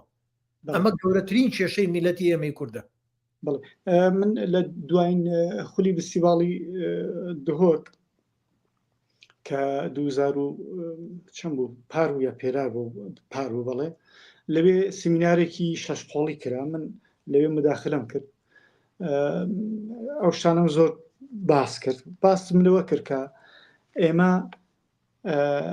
وەکو گوتم سانسۆرمان نییە دەبێت خودی هونەرمەند سانسۆری لەسەر خۆی دروستکەوە بەرژەوەندیە باڵاکانی لە بەرچاو بگرێت بەداخەوە ئەگەر ئێمە سیستەمیشمان نەبێت بەڵام کە تۆ دەبێت فیلمساز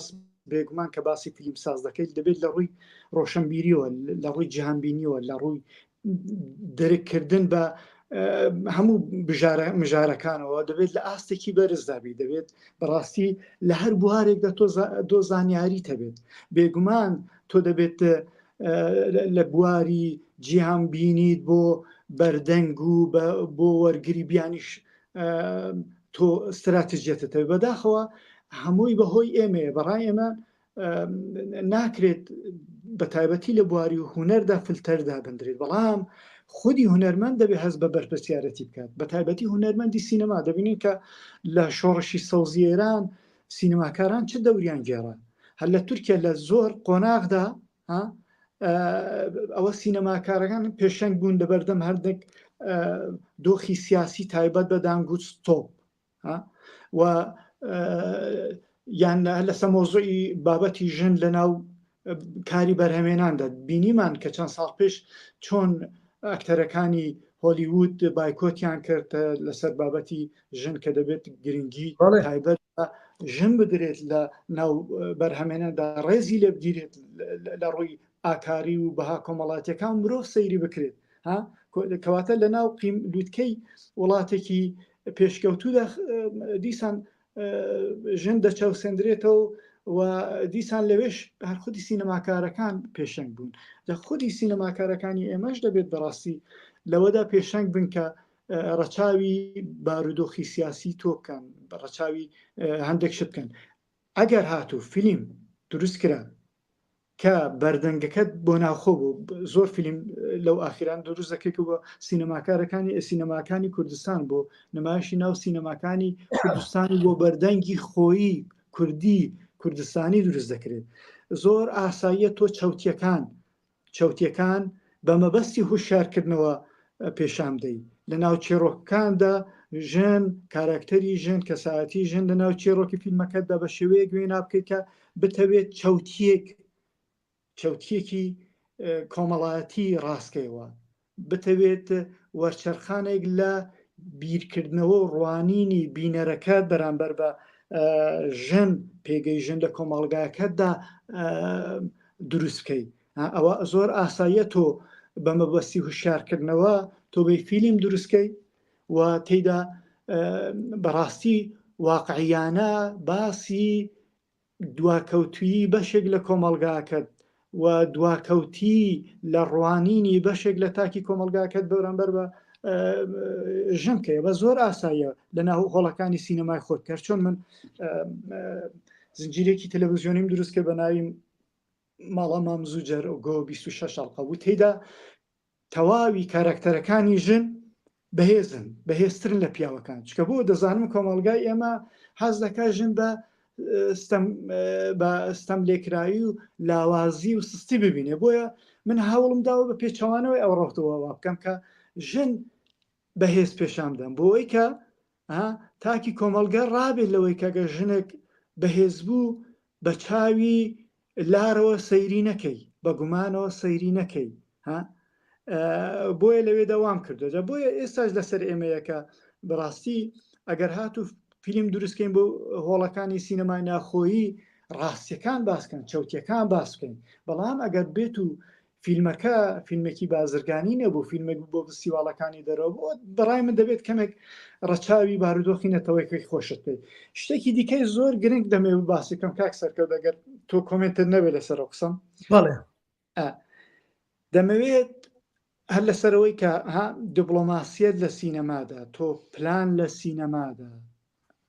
بەکارهێنانی سینەما ڕاستە هونەر بەگشتی مرۆڤانەیە سیمایەکی مرۆڤانەی هەیە ستاتیکای تێدایە کە تۆ ناتوانانی لە دیدێکی نامرۆڤانەوە سەیری بکەی بەڵام بمانەوێت نەمانەوێت ئەمڕۆ دوێن سبەی لە جەددە سعودیا خولی سێمی فستیڤاڵی سینەمای جەددەوە بەڕێوە دەبات و خولی سێمیەوە هەرچی ئەکتەر و کەساتی گەورە هەیە بەکاری دەهێنێت وەکو تۆپی پێیەکە کە بەکاری هێنا بۆ ئەجندای سیاسی خۆی هەمان شدەوە خەریکە بە سینەما دەکات وای کردووە کەسن کەس بۆلیوودی عەرەبی ینی سینەمای مسری لە بیر نەمێنێت بە 3 ساڵ کارکردن کەواتە تۆش دەبێت دیپلۆماسیانە کار بۆەوە بکەیت ئەنجا بەسی من نمونە تورکیا دێنم کە چۆن کارکتەری یان کەسایەتی ژنی ناوچێڕۆکەکانی فیلمەکانی بەکارهێناوە بۆ وەرچەرخانی کۆمەڵایەتی وەرچەرخانی سیاسی ئەگەر مێژووی تورکیا بخێنەوە دەبینین کە هەمان ئەرکی زاهیرشا لە ئەفغانستان ڕەزاشا لە ئێران ئەتە تورکیش لە تورکیا هەبوو ویستی کۆمەلگایەکی ئاینی سەردەمی عوسمانی وەرچەرخانێکی تێدە دروستکە بەرەو کۆمەلگایەکی عیلمانی بە جیهانگەرایی و بە جیهانبینیەکی جیاوازەوە دروستکە یەکێک لە فاکتەرە سەرەکیەکانی بەردەستی بەکارهێنانی فیلم و سینەما بوو و بۆ ئەوەش چی کرد بۆ ئەوەی کە پێشامدات کە زوانم لابردنی لەچک و باڵاپۆشی خراپە پۆشینی لەچک و باڵاپۆشی لابات خراپ کات کۆمەلگایەکی تەقلیدی عوسمانی چۆن گۆڕی بۆ کۆمەلگایەکی پێشکەوت و هات لە چێڕۆکەکاندا تۆ سەیر بکە ئەو چێڕۆکە ئەوانەی کە لەسەر لابردنی لەچک ژنێک یان دەیوێت ئازادانە شوو بکات ژنێک ناوێت بە زۆری بە شوو بدرێت ناوێت بە زۆری شوو بە ئاغا بکات ناوێت بە زۆری شوو بە کەسێکی نەخوازرای خۆی بکات هەموو ئەوانە و چەوتیانە بۆەوەی کە بەشێک بیت لە پرۆسەی توانەوە پێواژۆی توانەوەی نەتەوەی تورک لە ناو تورکیادا هێنای سینەماکە بەکارهێنا هەموو ئەوانە لە ناو فیلمە تورکیەکاندا ئەوانەی کە ژن دەکوژن شەڕانینە سوانە منداڵی کچە منداڵی کەمتەمەن دێن هاوسەرگیری لەگەڵ دەکەن سوانم هەرچی چەوتی و خراپیت لە کۆمەڵگای تورکی بە پێی پلان و بە پێی بەرنامەوە بەکاریان هێنا بۆەوەی کە یەک لەلایەک ئەم گواستنەوە لە کۆمەڵگایەکی ئاینی بەرەو کۆمەڵگایەکی علمانی ئەم گواستنەوە لە کۆمەڵگایەکی تەقلیدی تورکی سەردەمی عوسمانی بەرەو کۆمەڵگایەکی مۆدرن هەمووی لەسەر حسابی کورد بوو لە ڕێگای فیلمەکانیان لە ڕێگای پێشاندانی ستەم لێکراوی کاراکتەری ژن لەو فیلمانەدا کە لۆکێشنەکان دەبینین کوردینەوانەی کە زۆر دانوێت کۆمەڵگا بە چەوتی دواکەوت کۆمەڵگاکە جۆگرافیاکە کوردیە جلوەرگەکان کوردیە ئەو لەهجەی کە باسم کردی ها لە هەجەیەکی تورکی کە ئێستاش لەناو شانۆیەکان لەناو فیلمەکان ئەم شێوازە تورکیە قسەکردنەوە یەکراز دەڵێن کووردە هەموو ئەوانەی بەکارهێنا بۆی کە بە بەردێک دوو کوێلەکە بەرداتەوە چەندە من ڕقم لە کوشتنیاژەڵە یەک لەلایەک کۆمەڵگایەکەی وەرچەرخانێک لە ناوی کۆمەڵگای تورکیادا بکات بە هەموو نەتەوەکانی ناویدا و بەرەو ئاقاری یەک نەتەوە یەک زمانی بیبات لەلایەکی دیکەشەوە وا بکات کورد لە پێش چاوی خودی تاکەکانی کۆمەڵگای کوردیش ناشرین بکرێت جامەبەستی من سینەما کارکتەری ژن لە ناو سینەمادا لە زۆر دیوە دەشێت گەنگەشەی بگرێت هەرچۆن ئێستاش مژاری ژن لە ناو سینەمادا بۆتە بابەتێکی سیاسی بابەتێکی ژیاری و ژیانی بۆ کۆماری ئیسلامی ئێران کە بابەتی حیجاب و چزوانم پێگەیژن لە کۆمەڵگادا زۆر بە وردی و کەسایەتی ژن لە ناو فیلمەکاندا زۆر بە وردی بە فلتەرەوە قسەی لەسەر دەکرێت و سیاسەتی بۆ داڕژراوە پلانی بۆ داڕژراوە تەنانەت لە دنیاش دەکە باسی سینەمای ئێرانی دەکرێت یەکێک لە دینگە سەرەکیەکانی ئەم سینەما بریتە لە کارکتەری ژن لە ناو چێڕەکانیا و فیلمە ئێرانیەکاندا لەبۆیە ئەوە ساعتنی وەکیشمان دەرباس کرد کاکسەرکە بۆیە چەند باس لە کارکتەری ژن لە ناو فیلمە کوردیەکاندا چ ئەوانەی خودی کوردەکان بەڕێهمیان هێناوە چ ئەوانەیە کە بیانیەکان بەرهەمیان هێناوە زۆر ساڵ دەکرێت و دەتوانم بڵێم کە بابەتێکە تۆ بە ئەرێنی باسی لێ بکەی جۆرێک ڕنگدانەوەی بە نەرێنیش باسی لێ بکەی لە داهاتوودا بەڕای من ڕای گشتی دروست دەکەی سەش بەهۆی فیلمە کوردیەکان بەشێک لەو ڕای گشتیە جیهانیە دروست بکە کورد ژن کوژە کورد دواکەوتووە کورد بکوژە و تا دوایی بەڵێ دەسەکانە خۆش بێ کاک فەرزینجان من ئەم بابەتەم زۆر بە زەرور زانی زۆرم بە پێویست زانی چونکە کێشەیەکە ئەگەر بێت و ئێمە نابێ هەرگلەی لە دەسەڵاتکەین بڵێن دەسەڵاتەوەی نەکرد بەڵام ئەی ڕۆڵی ئێمە فلیم سازان چییە ڕۆڵی ڕۆشنبیران ئەدیبان شاعیران نووسەران ئێمە بەگشتی چییە چونکە ئەو زمانە و ئەم نەریتە و با بڵێن ئەم ئەدەبە و ئەم سینەما و نواندنەی کە لەم بوارەیە تا ئێستا ماوەتەوە ئەدیبان و ڕۆشنبیریان و هونەرمەندان هێشتویانەتەوە اینجا ئێستاش ئەبێ ئێمە هەوڵ دەین لە ڕێ ئەم پێگانەوە من کاتێک کە پێگەیە کەڵێن داخرا زۆرم پێ ناخۆشە کاڵێن زانکۆیەک داخرا زۆرم پێ ناخۆشە چونکە ئەمانە هەموو هەڵمەتێکن بۆ وشیارکردنەوەی میلەت بۆ ئەوەی بە هەمومانەوە هەوڵ دەین ئێمە نێڵین بەرپەرچی ئەو سیستەمە بدەینەوە بەرپەرچی ئەو شتە دەرەکیانە بدەینەوە نێڵین میلەتەکەمان چاوچۆر کات باوا بڵین نێڵین میلەتەکەمان بێبەشکا لە کۆمەڵێ ڕووی شارستانیەت ئەمامە زۆر مەترسێکی گەورەیە ئەبێ چێ بیکاتە بێمێ فیلمساز بیکەین اینجا بابەتی ژنیش پێگەی ژنیش لە فیلمەکانمانە ئێمە بێ ئیشی لەسەرکەین و بە تایبەت ژنان خوشکان ئەبێ هەڵمەتێکی زۆر گەورەی بۆ بکەن من زۆربەی جار لێرەوە لە فیلمسازان داوام لە خوشکان کردووە خۆتان وەرن تکایە وەرن من حەزەکەم فیلمسازی ژنمان زۆر بێت، حەز نییە، داوایە، پێویستمان پێیەتی بۆی ئەو ڕچەیە بشکێنین، بۆی ئێمە هەوڵدەین ئەمەی کە ئێستا بەڕێستان دەستان خستە سەری ئەو برینە قوڵە کە گەلێ جار فیلمسازە گەورەکانیشمان ئەوەتانێ بە لە نائاگاییەوە شتێکەکەن پێگەی ژن ئاگایان لێ نییە، یاخۆ گەلێ جار وەکو باستان کرد بۆ خەڵاتێک لە فیستیڤالێکە پێکەی ژن ئەوە نەیتر دائەڕمێنن، ئەمانە هەمووی مەترسین، ئەبێ هەوڵ درێ ئیش لەسەر ئەوە بکرێ نەهێڵڕێتەوە وابێت، چونکە وەکو باسمان کرد کۆمەڵێ دیاردەی قارەمانێتی ژنمان هەیە بۆ ئەوانە زین و نەکرێنەوە، بۆ دەست نەخێنە سەری. 100% لەگەڵ ئەو بۆچوونێتم بەڵک بێگومان. کاک فەرزینجان لە کۆتاییە نازانم ئەگەر شتێکی کەتماوە بیڵی لە خزمەتم. وەڵا زۆر خۆشحاڵ بووم بە ڕاشکاوانە قسەم کرد و وەکو گوتیشم ئەمە ئەو شتانەی کە باسم کرد بە دیدێکی ڕخنەیی و بۆچوونێکی هەنووکەیی بوو و زۆر لەو شتانەش لەوانەیە ئرتجاڵی ڕوویدا خۆشە چکە قسەیەک وا باشترە و خۆشترەکە لە دڵەوە بێت و بێتە سەر زمان و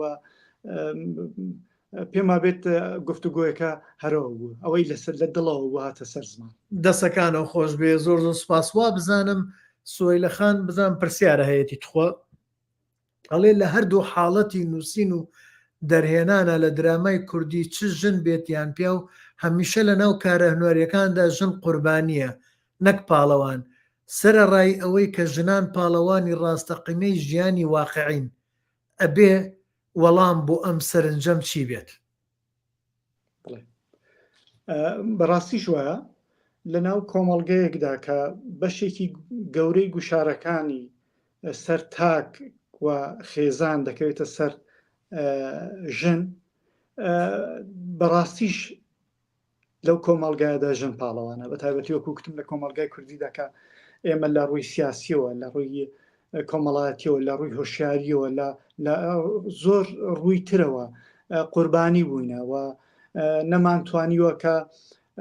بە درێژایی ئەم چەند سەدەیە بە دڵی خۆمان ژیان بکەین، نەمانتوانیوە کۆمەڵگایەکی نمونەی وێنا بکەین، نەمانتوانیوە بە دڵی خۆمان ئەوەی لە ناخماندایە بینە سەر زمانمان و کاتێک کە ئەو شتانە باز دەکرێت بەس پیا و قوربانی نەبووە، بەڵکو ژن ئەوە قوربانی سەرەکی بووە، بۆیە دەبێت ئەو واقعات هەریش نەبێت لە ناو وێژەدا، لە ناو چێڕۆکان، لە ڕۆمانەکان و بە تایبەتیش لە زنجیرە تەلەڤیزیۆنەکان دەکا پێم وایە زۆر زۆر زۆر گرنگترین لە فیلمە سینەمایەکان، چکە فیلمە سینەمایەکان لەوانەیە بەشێکی کەم لە هۆڵەکانی سینەمای کوردیدا بیبینێت، بەڵام تەلەڤیزیۆنەکان لە نێو هەموو ماڵێکی کوردیدا هەیە و هەموو ماڵێک دەبینێ و هەموو خێزانێک دەبینێ، بۆیە دەکرێت ببێتە کەرەستەیەک بۆ هوشیارکردنەوە، بۆەوەی کە بە دیدێکی مرۆڤانەتر سەرەدەری لەگەڵ ژنەکانی ناو ماڵ، لەگەڵ دایک، لەگەڵ خوشک، لەگەڵ کچەکانمان بکەین،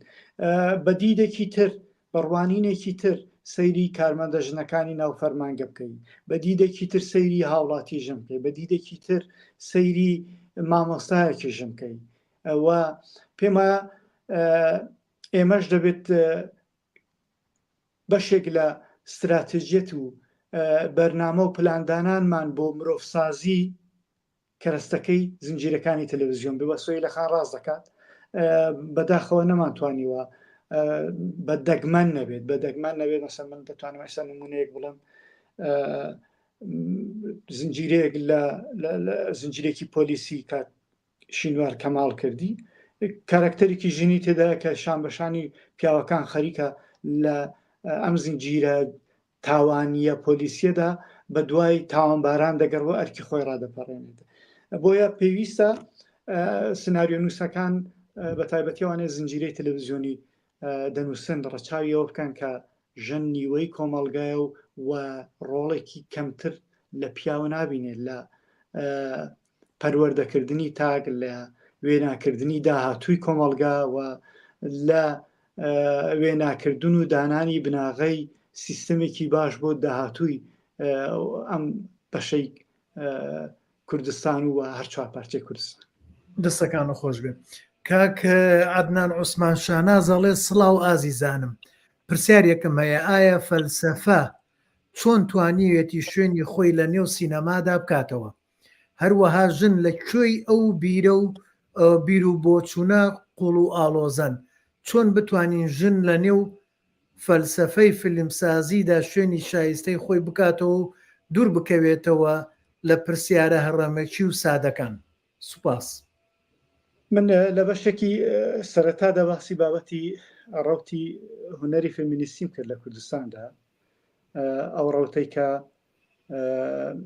بە دوو شەپۆلدا گوزەری کردو، بە تایبەتیش لە شەپۆلی یەکەمدا کە لە ئەمریکا و ئەمریکای لاتین و بەرحاڵ سەری هەڵدا و ویستی بابەتی یەکسانی جێی تێدا بکاتەوە، دواتریش پەلی هاوێش بۆ ناو هونەردا. دەتوانم بڵێم بەداخەوە ئەوکو سەرەتا ژامەژەم پێکرد بابەتی فێمینیستی و ژنگەرایی، من دەستەواژە بەکار ژنگەرایی لە ناو فیلمی کوردیدا و بەگشتی لە ناو هونەری کوردیدا بەداخەوە هێشتا گاگۆڵکە دەکا، هێشتا کاڵە، هێشتاکە نەگەیشتینەتەوەی کە بەڕاستی سینەما وەکو ئامرازێک بەکاربێنین بۆ ئەوەی کە ئێمە ئەو دادپەروەرەی و ئەو یەکسانیە کۆمەڵاتیەی لە ڕواگە جێندەرەکەی دەکە بەس ژن ناگێتەوە، ژن و پیا وێنا بکەین و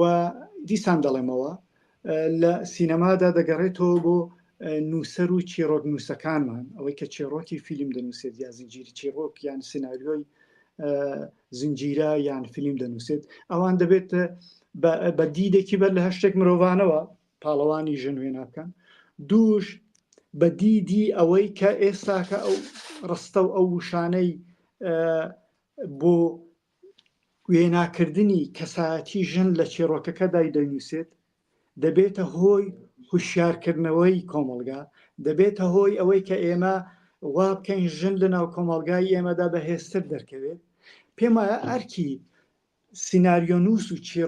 چیرۆکنووسی فیلم و زنجیرە لێرەدا قرس دەبێت کە بە دیرێکی مرۆڤی بتوانێت وێنای کارکتەری ژمکە لە فیلمەکەدا. ئەگەر ئەمە ئەوە بکەین ئەوە خۆی لە خۆی دەدەڕاتە ناو قاڵبێکی فەرسەفی، چکە فەرسەفە بەشێکە لە بیرکردنەوەی قوڵ سەبارەت بە بوارە جیاجاکانی ژیان. ئەنجا ئەگەر بێت و هونەریش کە بەشێکی گرنگی جوانی ناسیە، بەشێکی گرنگیشی بیرکردنەوەیە، کەواتە تۆ ئەگەر بێت و بیرکردنەوە و جوانی ناسی تێکەڵ بە یەکترکە ئەوە بە قەناعاتی منەوە جوانتر دەتوانی لە ڕوانینێکی فەرسەفی وێنای کارکتەر و کەسایەتی ژنێکی نمونەیی لە ناو فیلمەکانت لە ناو زنجیرەکانی تەلەڤیزیۆنی خۆدا بکەیت. دەستەکانە خۆش بێ.